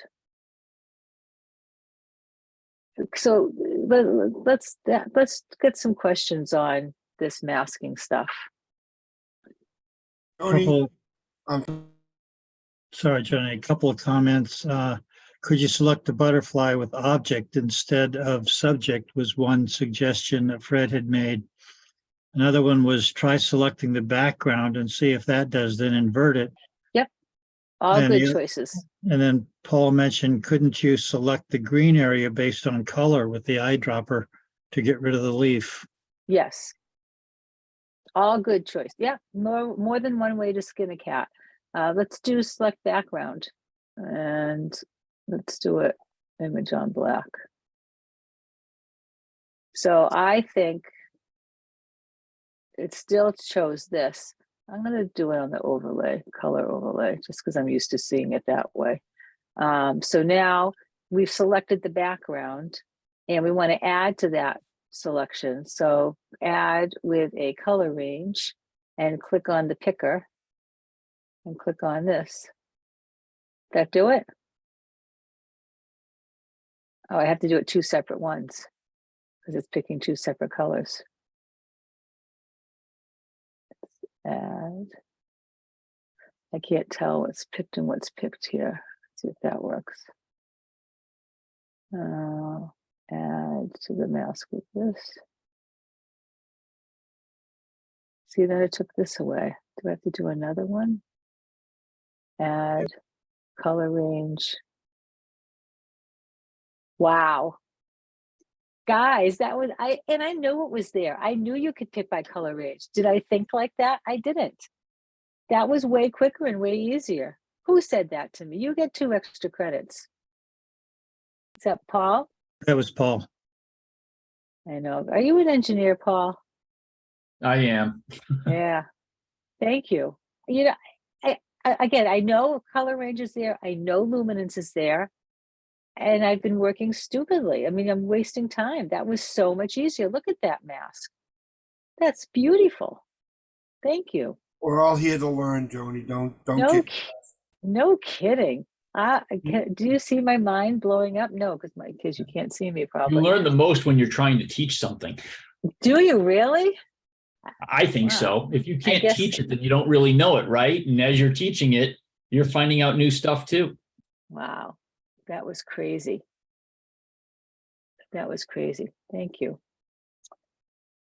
Let's see what other things we have in mask. So just to review, Joni, you selected the butterfly by object and then added multiple layers or multiple masks based on Yep. background and color. Yep. So, but yeah, let's do it again. So first, in this case, I selected the background. And when I looked at it, I'm like, okay, we didn't want this. And the black and white doesn't work for me right there.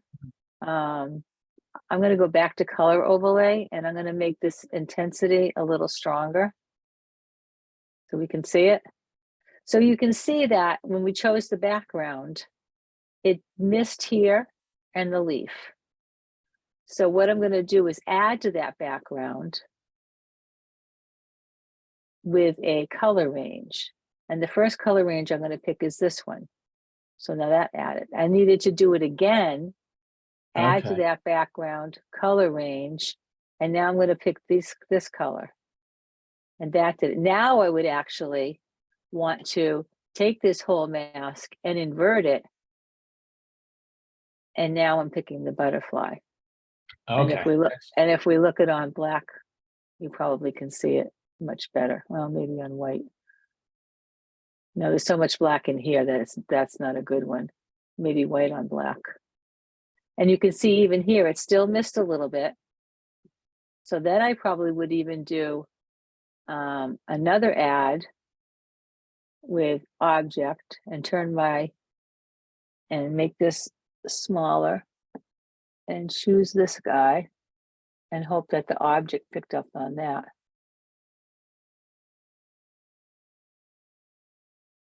There we go. Didn't pick up that little one. I don't think I told it to this time. And I might even choose really, if you really wanted to split hairs, do color range again, because it's missing a little bit of this, or luminance even maybe. Oh, that didn't work at all, did it? Command Z. Or remove it. Where's delete? Delete. I tried to clean this up a little bit more, and you could with a brush. You must be able to with a brush. And I'm adding to the mask, right? No, I'm subtracting from the mask because we inverted it. Subtract with a brush. Make my brush bigger. Yeah, there we go. That cleaned it up. I don't want any of this actually. I'm not sure what that is right there. That just may be I don't know what that is. Joni, why don't you mention the difference in why you choose Lightroom versus going to Photoshop at the moment? I think for me personally, more I can do here without jumping into Photoshop. It just feels easier. It's all in one place. It's all, I don't know how to explain it. What's your point of view? That way people hear, you know, why you would stay in Lightroom versus jumping back and forth. Time, I guess. And then you also have a copy of your image when you go into Photoshop and come back to Lightroom. It saves it as a copy of the image. So now I have it here in one image. Does that make sense? I mean, there's plenty of times I go, before this, I did go into Photoshop. You'd have to go into Photoshop for all the selection before Lightroom added this. Do you have something you'd like to add to that, Alan? I was actually trying to, you know, give an example of why you chose to go to Lightroom, stay in Lightroom versus going to Photoshop. I tend to get the best I can out of the Lightroom just because of the reasons you just said, time, quickness. Once you start using these products and tools, they become faster and faster. And when you get more efficient, it's like you don't even think, it's just doing it. So staying here in Lightroom versus jumping out to Photoshop and then coming back down to Lightroom saves a lot of time. There is a difference though, because if you stay here, you never ever change the raw picture. You jump in Photoshop, you at that moment you export in DNG, TIFF, whatever, and you work on the actual picture. Absolutely true. That's why this took so long to come out, because they wanted to retain the non-destructive attitude of Lightroom. Oh, because it took them so long to get there? It's a huge algorithm, huge. Oh, yeah, well, you can see what it's immense. doing. I mean, because you don't want to destroy the actual image by any means. And this is just adding a comment, do this, do that. Yeah. I don't like this spot here. I'm getting rid of it.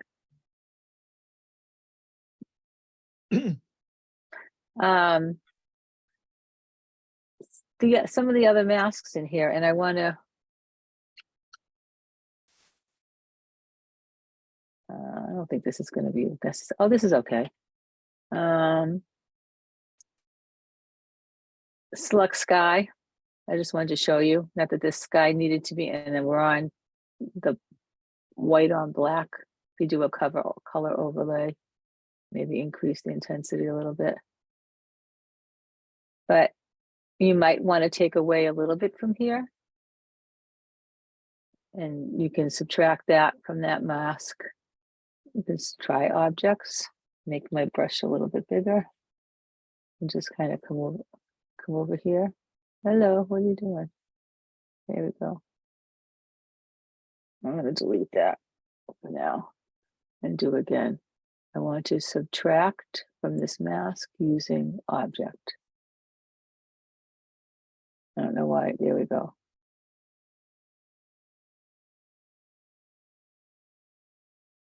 Yeah, it even took it off over here where maybe a little bit more even there. Subtract from there using this brush. Just getting all that red out of there. You don't even know how much of it's there until you actually. It looks like it thought this might have been where the sky was. And in here, I can see that I went over a little bit. I'm going to make my brush smaller and I can add that back in. Add that area back in. Show up. Command C. Add brush. There we go. That's pretty decent sky selection. I think Photoshop probably would even do that a little bit better, to be honest with you. But selecting the sky, and if it wasn't the sky you wanted to, now you could invert this and everything but the sky would be selected.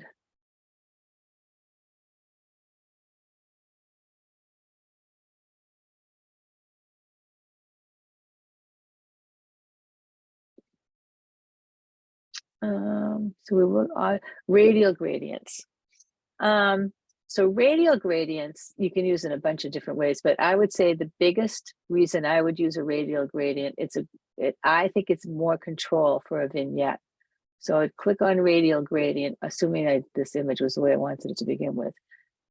And you click and drag, and you can see what is going on. What is this? What's going on over here? I don't like that either. It must have been something I changed in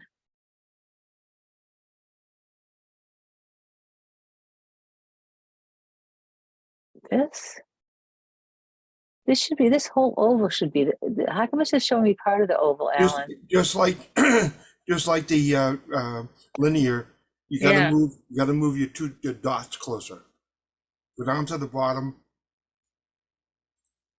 Where? Here? Yep, those three dots at the bottom. No. Yeah. And then I'm pointing to the screen. In the middle of the screen, Yeah. there's three, right, that keep going, right those. You have to move that too. So bring that down. Well, that's just changing the feather. I'm saying my whole line should go around this whole thing. I changed some setting that's not, you see how it's just partially lined on my radial? The whole radial filter.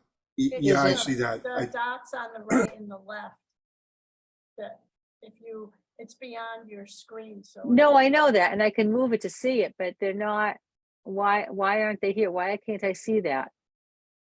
Do you know what I mean? Oh, yeah, okay. They're not, those dots aren't there. They're not, I can make, That is weird. I know. Is it just this picture? I think so, because if you're moving into the dark area.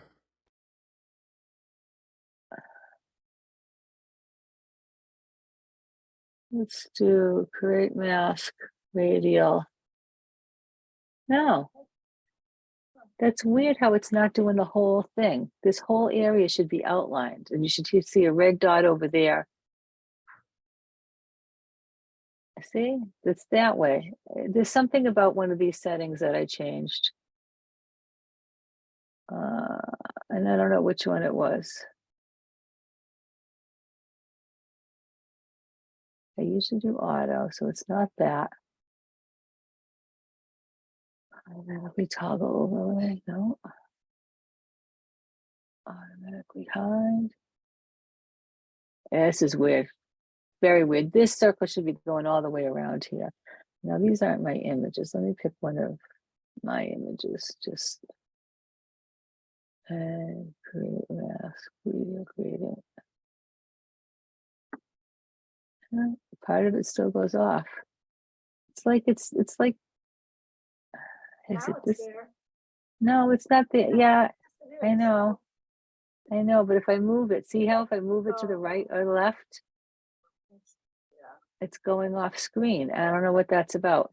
We can see it here. And I wouldn't do the radial gradient on there. Where was I? We'll just, is it this image? Where's this image? Right, yeah. So here's my radial gradient, and oh gosh.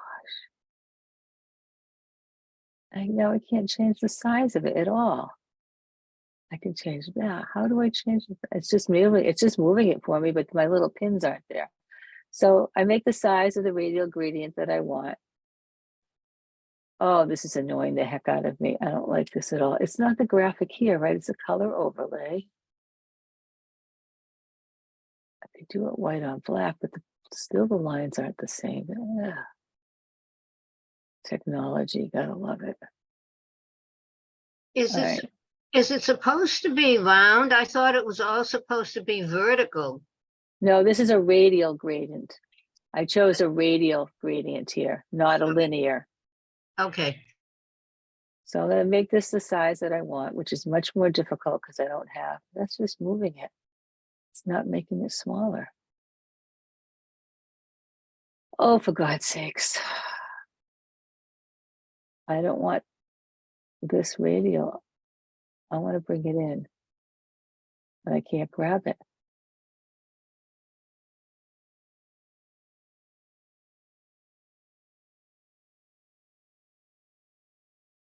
I'm moving it, but I'm not making it smaller. It's not affecting the size. And I can't even affect the size up here. I can only affect this, the feather.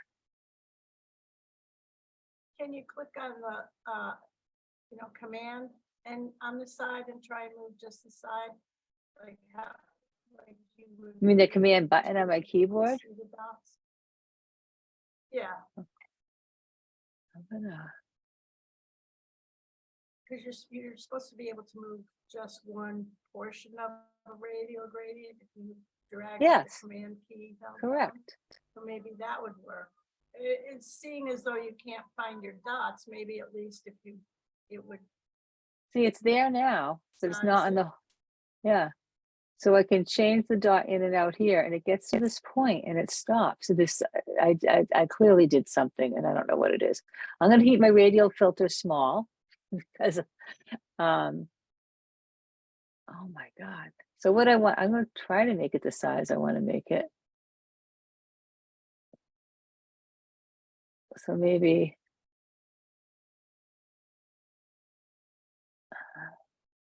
All right, well, let's say I want to make it actually a little bigger. No, that's making it bigger. That's bringing it out. The center dot is going to move your radiant. I can even see how it stops right there. There's something in this panel. Oh, I got to get over my fine self. The center black dot will move your gradient where you want it to move. The red dot on the inner circle will change your feather. And then the dots on the outer ones, you can bring it in and make it smaller or larger. And we'll bring this, we'll start where we want it here, let's say, and bring this out this way. And then if you go to the dots on the top and the bottom or the sides, you see how the little curved arrow, you can even change the angle of it if you wanted to change the angle.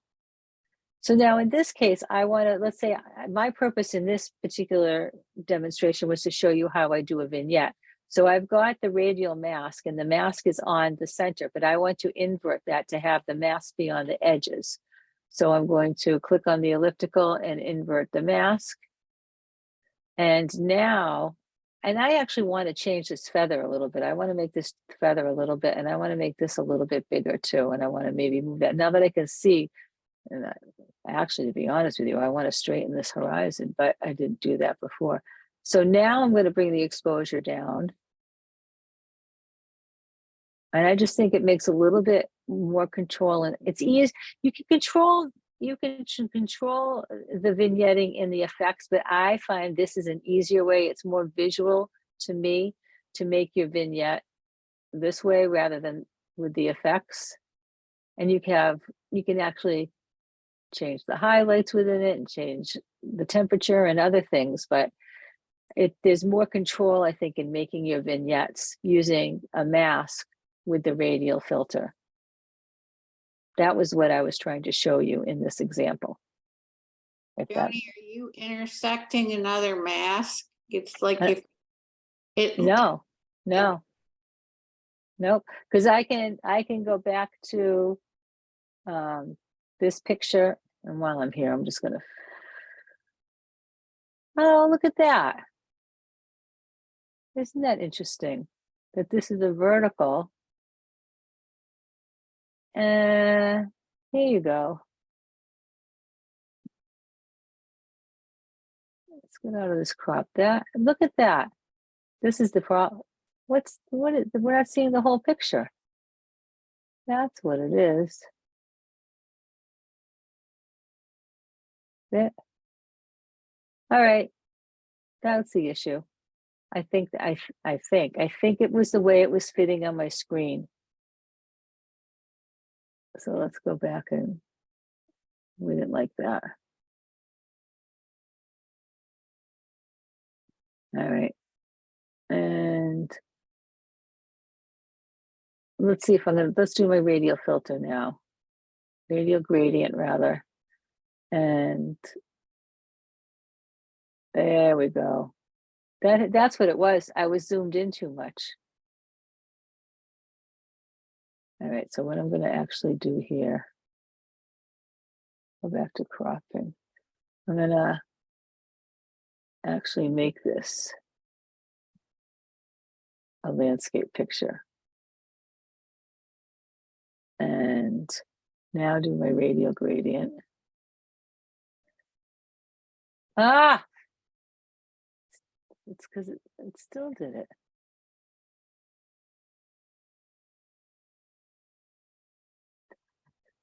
What the heck? You've got like a subgradient though. I mean, Yeah, keep talking. if you look at your mask, it's not just that one item. There's something underneath it. So radial gradient. Here's my radial gradient. I make the gradient. This is just, you can add and subtract. Okay.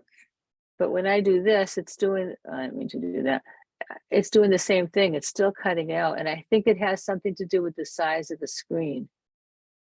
Even though I've got this.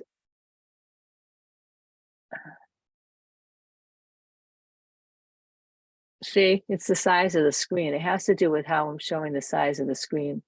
Because now all of my dots are there. Huh?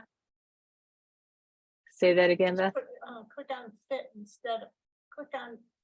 instead of 100%. No, it is on fit. Oh, It is on fit. See? okay. Huh. Let's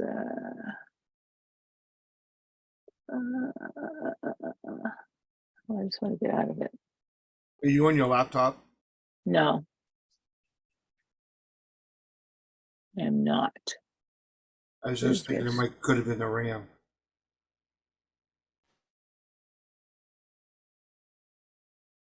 No, but it definitely changed when I did this.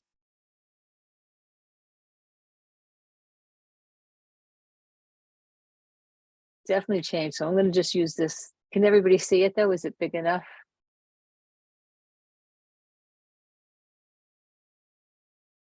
Maybe that size. All right, radial gradient. I've forgotten what you wanted to begin with. What, I know, I'm sorry. That's why I'm sorry. So I'm gonna make a vignette. I still did it.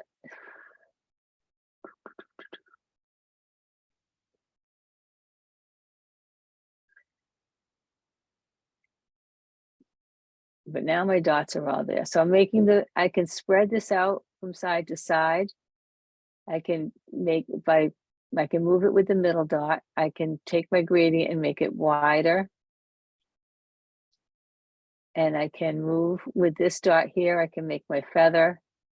And this looks like it got twisted a little bit. Now, this is not the part that I want to make the gradient. I want to invert this mask. And now I can have a better visualization on where I want it to be affected. I might make some more changes there. Move it around a little.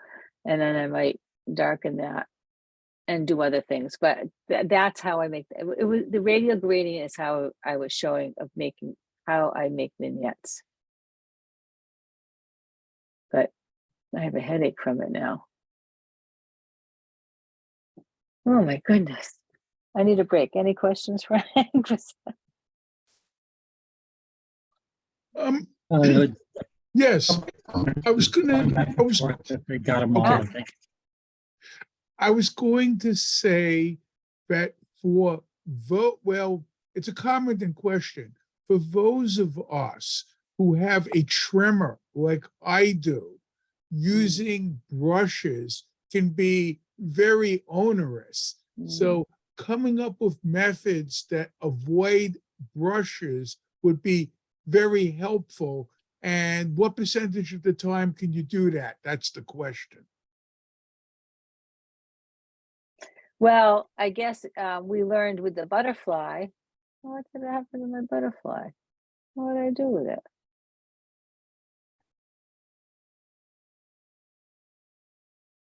It just really literally went away. It's not in my thing here anymore. Oh my gosh. I think I was going to point to the butterfly. What we learned in doing that butterfly image is that, see if I can find it. Is this it? Yeah. What we learned in doing this image was that we could click on the luminance and add color range. And well, we didn't do luminance, we did color range, that we could refine our mask by adding color range. So like at first, remember I was trying to use the brush to add to the mask or take away from the mask. And then Paul said, oh, try the color range, and how well that worked. So you didn't have to be so precise with a brush when you chose a color range, or a luminance range is another. You can add or subtract based on luminance, the lightness or darkness of pixels. So that's definitely one way. Mark, you have to be less precise, and that's probably one of the biggest things that we could tell you, because you have to make that decision. How much do I want to include? In other words, what you're saying to me is, if I'm not going to use the brush, I have to be happy with less control, is what you're saying. Yes, that's basically what I said. Mhm. Oh, there it is. I'm getting a little fried already. It's only 8:30. The only thing I did want to kind of review. I'm going to get rid of this mask for now. But let's say there's things about this image I want to adjust. First of all, well, we already did that. Let's go back to the original image and I'll straighten it again. And oh, God's sake. There we go. Let's do a bunch of adjustments. I just want to make a bunch of layers of masks. So I'm going to start with my thought process is typically, what do I want to do first? What's the most thing? I want to dehaze these mountains a little bit. So I'm going to choose the subject. And it did a pretty good job. I'm going to add, in this case, with a brush, because I don't know if the luminance range or color range is, what did I do, subtract? I'm going to add with a brush. Let's take this out.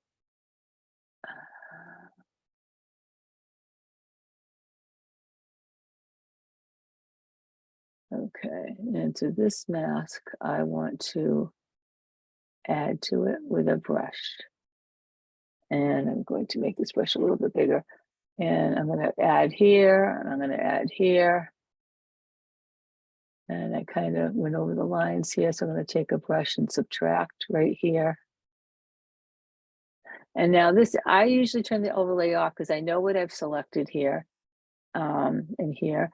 But maybe I want to dehaze this and make those a little bit brighter. And then I'm going to create a new mask, and maybe in the linear gradient, I want to do something with this bottom area. Maybe I want to give this a little more contrast. Maybe I want to brighten it a little bit. Maybe I want to bring down the highlights. Maybe I want to cool it down a little. I'm just saying. Then I'm going to make another mask, and I'm going to select the sky. So here's our sky mask, and we already know that I'm going to take a brush and subtract along here and get rid of these and just keep the sky. I'm not being too precise. I'm just, my point is I want to show you layers. And I did mess up right there. So we have one, this is the mountains mask, and I can name it mountains. Although you can see it, you can sort of figure out by looking, okay, what's masked is white in this little thumbnail. This was the foreground, so let's double click that and change it to foreground. It's when you get 25 or 30 masks that are Absolutely, absolutely. And then this is the sky, and you've got, dog's eyes, mama's eyes, or different things like that. So you just see two little dots, but we don't really need it here. I'm just showing you for examples. Sky. So you've got 3 masks, and each of those masks have some adjustments, or 2 of them that the sky does have within it. And maybe with the sky, I don't know, bring down the highlights and make it a little bit more saturated. Saturation, here we go. And whatever you want to do, right? And you finish that off, and you go to another picture, blah, blah, blah. I'm like, oh, let me go back to this picture. Oh, now I decide, you know what? I think I still need a little more contrast. I can open up my masks. All your layers are here. I can click on the mountains, and I can delete this brush. I can turn it on and off and see if that's where that little brush was right there. See, when I go over this brush and you come over here, you can see where I added that brush. Just pulling over, and I subtracted that part and I made a mistake. I can go to the foreground. I'm like, okay, that went up a little too high. Let's bring that down. That's why these are non-destructive. And I can go back and I can change them even after I've closed Lightroom. So I just wanted to show you that why these are like layers, why I say these masks have really introduced a sort of layering system. Maybe in my foreground, I want to add a little more texture, a little more clarity. I don't know, I'm just making things up, just saying. But can you see how powerful these masks can become? You do have to play with them. You do have to just get in there. And that's why. So Frank, did a lot of people say they wanted to send pictures and we can do them all together? I didn't see any comments about who wanted to send pictures. Let me just scroll back up here.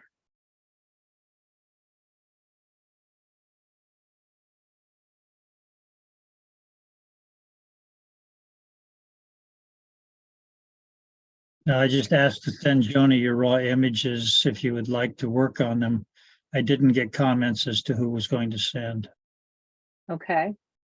Can we do a poll? Sure, let me figure out how to do that. I have a poll right here. Create.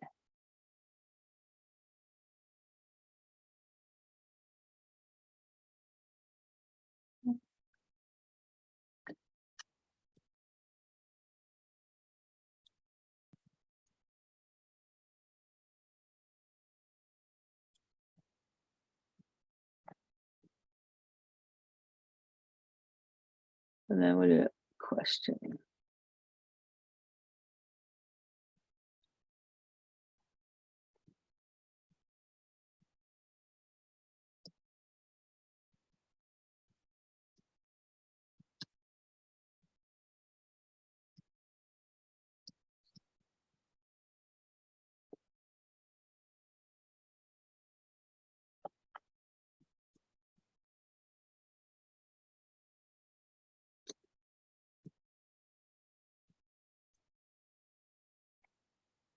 I'll do maybe. That's okay. So now the poll is in there. Now we have to post the poll, or is the poll in there? I'm sharing screen, so I don't see it. Can the participants see the poll? No. No, Okay. Frank, do you know how to share the poll? Okay, the poll should be on everybody's screen right now. You can click yes or no. Yeah, I have raw image editing. I would be interested and choose one. Yeah, so you just click on yes. And If I you could just submit click it. on yes or no, and then I'll end the poll when I get approximately, let's see, there are 21 people here, so I'll keep the poll open for a little while and then I'll close it. I'll move. I lost you. Are you there, Okay, Frank? yeah. Okay. So we've got 15 people out of 21 responded so far. Okay. So if we do this, we might as well do it next week. Well, as a backup to this. So I would just say, email me any photo that you'd like to see how masks will help it, or any editing things you want to do. I don't know if it was, I was thinking this week it might be more beneficial to have a variety of images from different people, so we can see different choices. That was my thought. Joni, since you put all those masks up, Yeah. the question I had was, had you heard anybody doing any intersections and or moving the mask to a different position? I don't remember seeing any of that. Well, Question you one was about intersection. Can Right. you we intersect the ones that you've already created with other ones? So if you've done the background and the foreground and you want to intersect something, can you blend those two together? yeah, give me an example and I'll be happy to do it. Just do the sky and the bottom one, whatever I can see. Can't really, yeah, mountains, The mountains. right? So I think you would have to, what you would have to do is click on the sky or the mountains. Maybe the mountains would be easier. Click on the mountains and intersect mask with select sky. And if I show the overlay, so it's only showing me where the two intersect, I believe. So I'm only going to be adjusting this area. And could you use that to a better advantage because it's already selected it? Yeah, so now I would think, let's say that's a little mount, like maybe we want to lighten this up a little bit, maybe give it a little more contrast or give it a more texture. I mean, whatever you want to do. I already added dehaze a lot. You could take, that's exactly what intersect does. It takes where both of those masks intersect and it makes, it's a separate mask and a separate adjustment based on those two. I mean, it's in the mountains because we started with the mountains, right?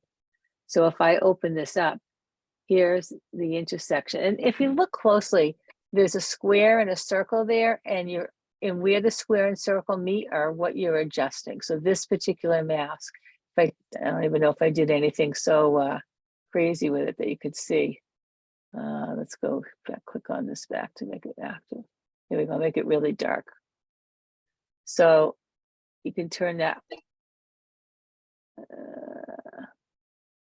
No, I'm just looking at it. No, it doesn't do that. I was thinking if I turned this on and off, but it doesn't do it. It doesn't do what I thought it's going to do either. Anyway, did that do what you wanted me to do? Well, I was just exploring it with you. Yeah. Yeah, Yeah. Joni, one way the intersection might be useful is it would give you a clue as how you might want to fine tune either your sky or your mountain mask. If they're overlapping at a important intersection of the mountain, you may want to trim your sky back a little bit. It would tell you what areas you're overlapping that you might want to trim. So let me get rid of the sky mask and select it again, let's say, right? Create mask, select sky. So, and if I zoom in, which we love to do. So now explain to me what you were talking about. Okay. I Well, selected the mask and you can see Yeah. it covered the mountains. So now, yeah, but when you had a mask for the mountain and a mask for the sky, yeah, and when you intersected those two, you saw that just line of pink along the top of the mountain. right. Okay, so if you wanted to really clean up your sky, that would give you an indication of where you needed to subtract the mountain from the sky mask. So in this case, I selected the sky. Why is that there? Okay, because I actually selected it as a sky, but I know that it's not. It took more of this. It took more of the mountains in the sky, and I don't want to have this overlay. I don't want to have the mask touch the mountains. So one way that we could take this out is we could subtract, let's say, object. And I think this is how I did it before. Now I take the object tool and I'm just going to trace the top of the mountains. And this should pick the mountain. And it didn't get it all. I can still see some pink in here. Did a pretty good job though. I did pretty good job, but I still would probably go in here and want to subtract with a brush and clean that up some more. Mm-hmm. I took some of it out, but I can see I didn't take all of it out. And I think we did this the first time. So I did use intersect and then, oh, did I intersect with the object or did I just subtract with the object? Subtract. You What did I- subtracted them out. Practice. Let's do that again. Yeah. All right, select sky, and then we subtracted intersect, right? Where's intersect? Here, The 3 dots. intersect, yeah, it's in the 3 dots. Intersect with objects. Here we go. This should do it. I did subtract with object. I did not do intersect.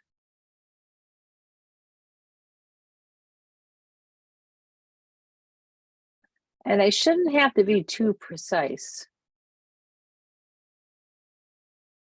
Okay, so it's still missed here and up here.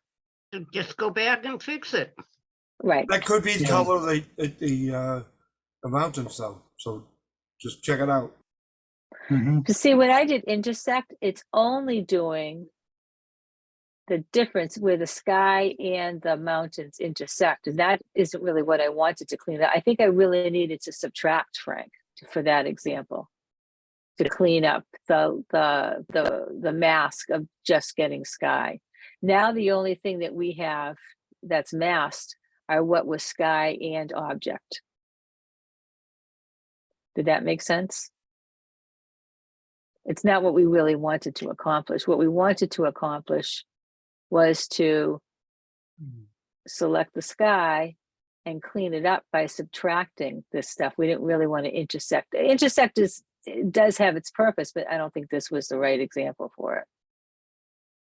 So Joni, I just wanted to mention that, guys, this is like 6 months old, and Joni has really done a good job showing us all the little particulars about what we've been doing.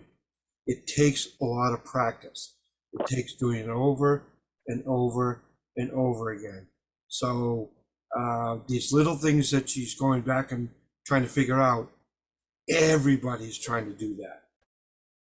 Can I have a comment here about the sky selection? I think the sky automatically actually selects beyond its limits. I think it knows where the sky ends, but it selects a little bit more and with a little bit of gradient, because, you know, for instance, if you have the sky of above water, you want also at the horizon line the water also to reflect the luminosity of the sky being affected the same way. So I think that's why it goes a little bit over the mountains, just a little bit, to affect to have some effect when you change the luminosity of the sky. So there's more of a feather, and it's more natural gradient. Right. That makes So, sense. you know, if you adjust a lot the sky, then you're definitely going to see a demarcation line at the top of the mountain. So I believe that prevents that. Gotcha. Automatic sky selection. Makes sense.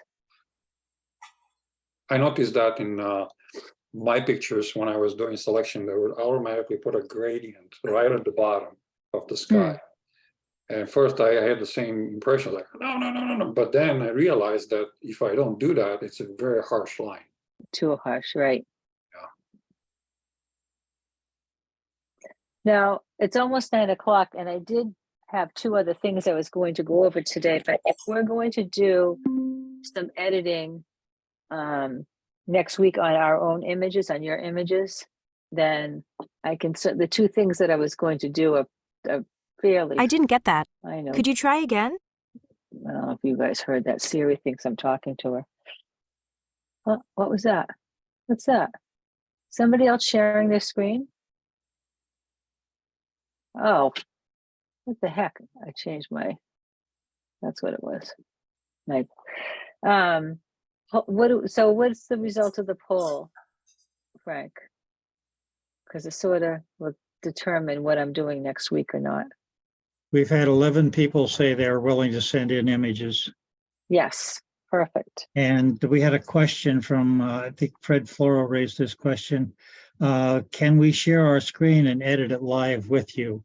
Yes. So have the person who has the image share Yep. their screen, and they do the editing and you talk them through it? Yep. Is that- I would just ask them to send me the image anyway, because like I was going over with Linda before, when she was sharing her screen, I was like, all right, go here, go here, go here, go no, way up here. And I might just want to say, here, let me show you where I'm talking about, and share my screen for a second. So it'd be helpful if I don't know if that'll make that big a difference or not. Yeah. But yeah, send me 2 images each if you want. We'll see, we'll get through as much as we can. I mean, the other 2 things I was going to go through, we did a little bit last week, I think, but I was going to go a little bit deeper dive into batch processing and then plugins. But those are things that I can do. You know, it's 5 and 9 now, so. Yeah, you don't want to rush through it if, you know, I mean, you have Yeah. a schedule. If we end up going to May 22nd instead of ending at May 15th, most of us, at least personally, I don't care. Yeah, no, me either. The other question that I wanted to raise and see what you guys thought. It may or may not work, and I'm gonna send an email to the whole group. I actually have a colonoscopy on March 14th, which Wonderful. means March 13th is a Monday. As you may all know, the prep is the worst part. So I won't be able to hold class on Monday, the 13th, as it turns out. I would be willing to do it Sunday, the 12th. Or we can just skip a week, but I feel like I'm skipping 2 weeks in April and Give everybody homework. yeah. Great. Done. Question, can we send raw images or would a JPEG work? I think you prefer raw, is that correct? Oh, yeah. You've got, there's much more information Okay. yeah, raw. Joni, can you see my cursor moving around the screen here now? No, because I'm sharing. No. Oh, because I turned on under view options, I turned on mouse. And so my mouse should be visible, but I guess it's not. I I'll was stop thinking that sharing. while they're sharing. I did see a mouse in the middle of the screen though. That was my You did. mouse. Okay, No, I think it was mine. but you can draw, well, on that note, Annotate. You can annotate. on it. Yeah, I was gonna mention that too. I think if individuals are sharing their screen and doing the editing, you can use annotate or show mouse to Oh, okay. see. If I go on to view options, whoops, I did Go. that. yeah, I did annotate and I made Okay. that line. Oh, there you Yeah. go. You That know, was I my, should have that done was that. my circle. so Oh, you can good. So, direct them. oh, okay, great. And how do I undo? I see. Oh, great. I should have, you know what? And like, I did know that was an option. I didn't think about that when I was with Linda earlier tonight. That would have been helpful. That way You you also could put arrows. show the images and they could tell you. Yeah, there's Paul's arrow. I what see they it. want to Okay. do, and you can easily- So So where's your mouse? Try using the Can- mouse and. can you see Fred. my mouse tracing the mountain? No. No. And you clicked on mouse. Yeah, I clicked on mouse. Where do And, you do that? Frank? Under annotate, on the bottom menu bar, you should have an annotate. I don't And know that- where to look on the bottom. No, I was up under view options, and I Where guess it it's just Oh, maybe it's just you and I have it. yeah. No, because Paul did it. Paul did. I can something. do annotate, but I don't have I can request remote control, but I don't see a show mouse. Oh, okay. It Where could was be. that? Yeah, where was that again? When Oh, I up clicked top, on up at the top of annotate, your screen, Alan, there's a view options where it should Ah. say you're viewing Joni's screen. Yeah, There's a view options drop down, okay. and if you go down to annotate, it'll bring up a new menu box overlay. There it is, I see it now. But you Yeah. had to go to your Oh, own, wait, there's mouse. I found mouse. yeah, but I couldn't see Frank's mouse when he did it. do you Oh, see my Phyllis, mouse? I see Phyllis drawing. Oh, no, Yeah, I that don't was, even- that was me. No, No, it that's said me. it said Phyllis. did? Phyllis, what? Yeah, it says she's got Yeah. a blue circle she's putting on the picture. And you're not putting anything on the picture, it's just on the share screen. Right. You're not changing the picture. And I saw Paul had the little arrow, but I don't know why the mouse isn't working. I don't know. But it's me. Alan's typing, it's me. Okay, so we know. What's the remote control? I can take control of your desktop. Bastard. I know. But I have to request it. You don't have to give it. Thank God. He's really a nice guy. I Yeah. know. Trust So, me.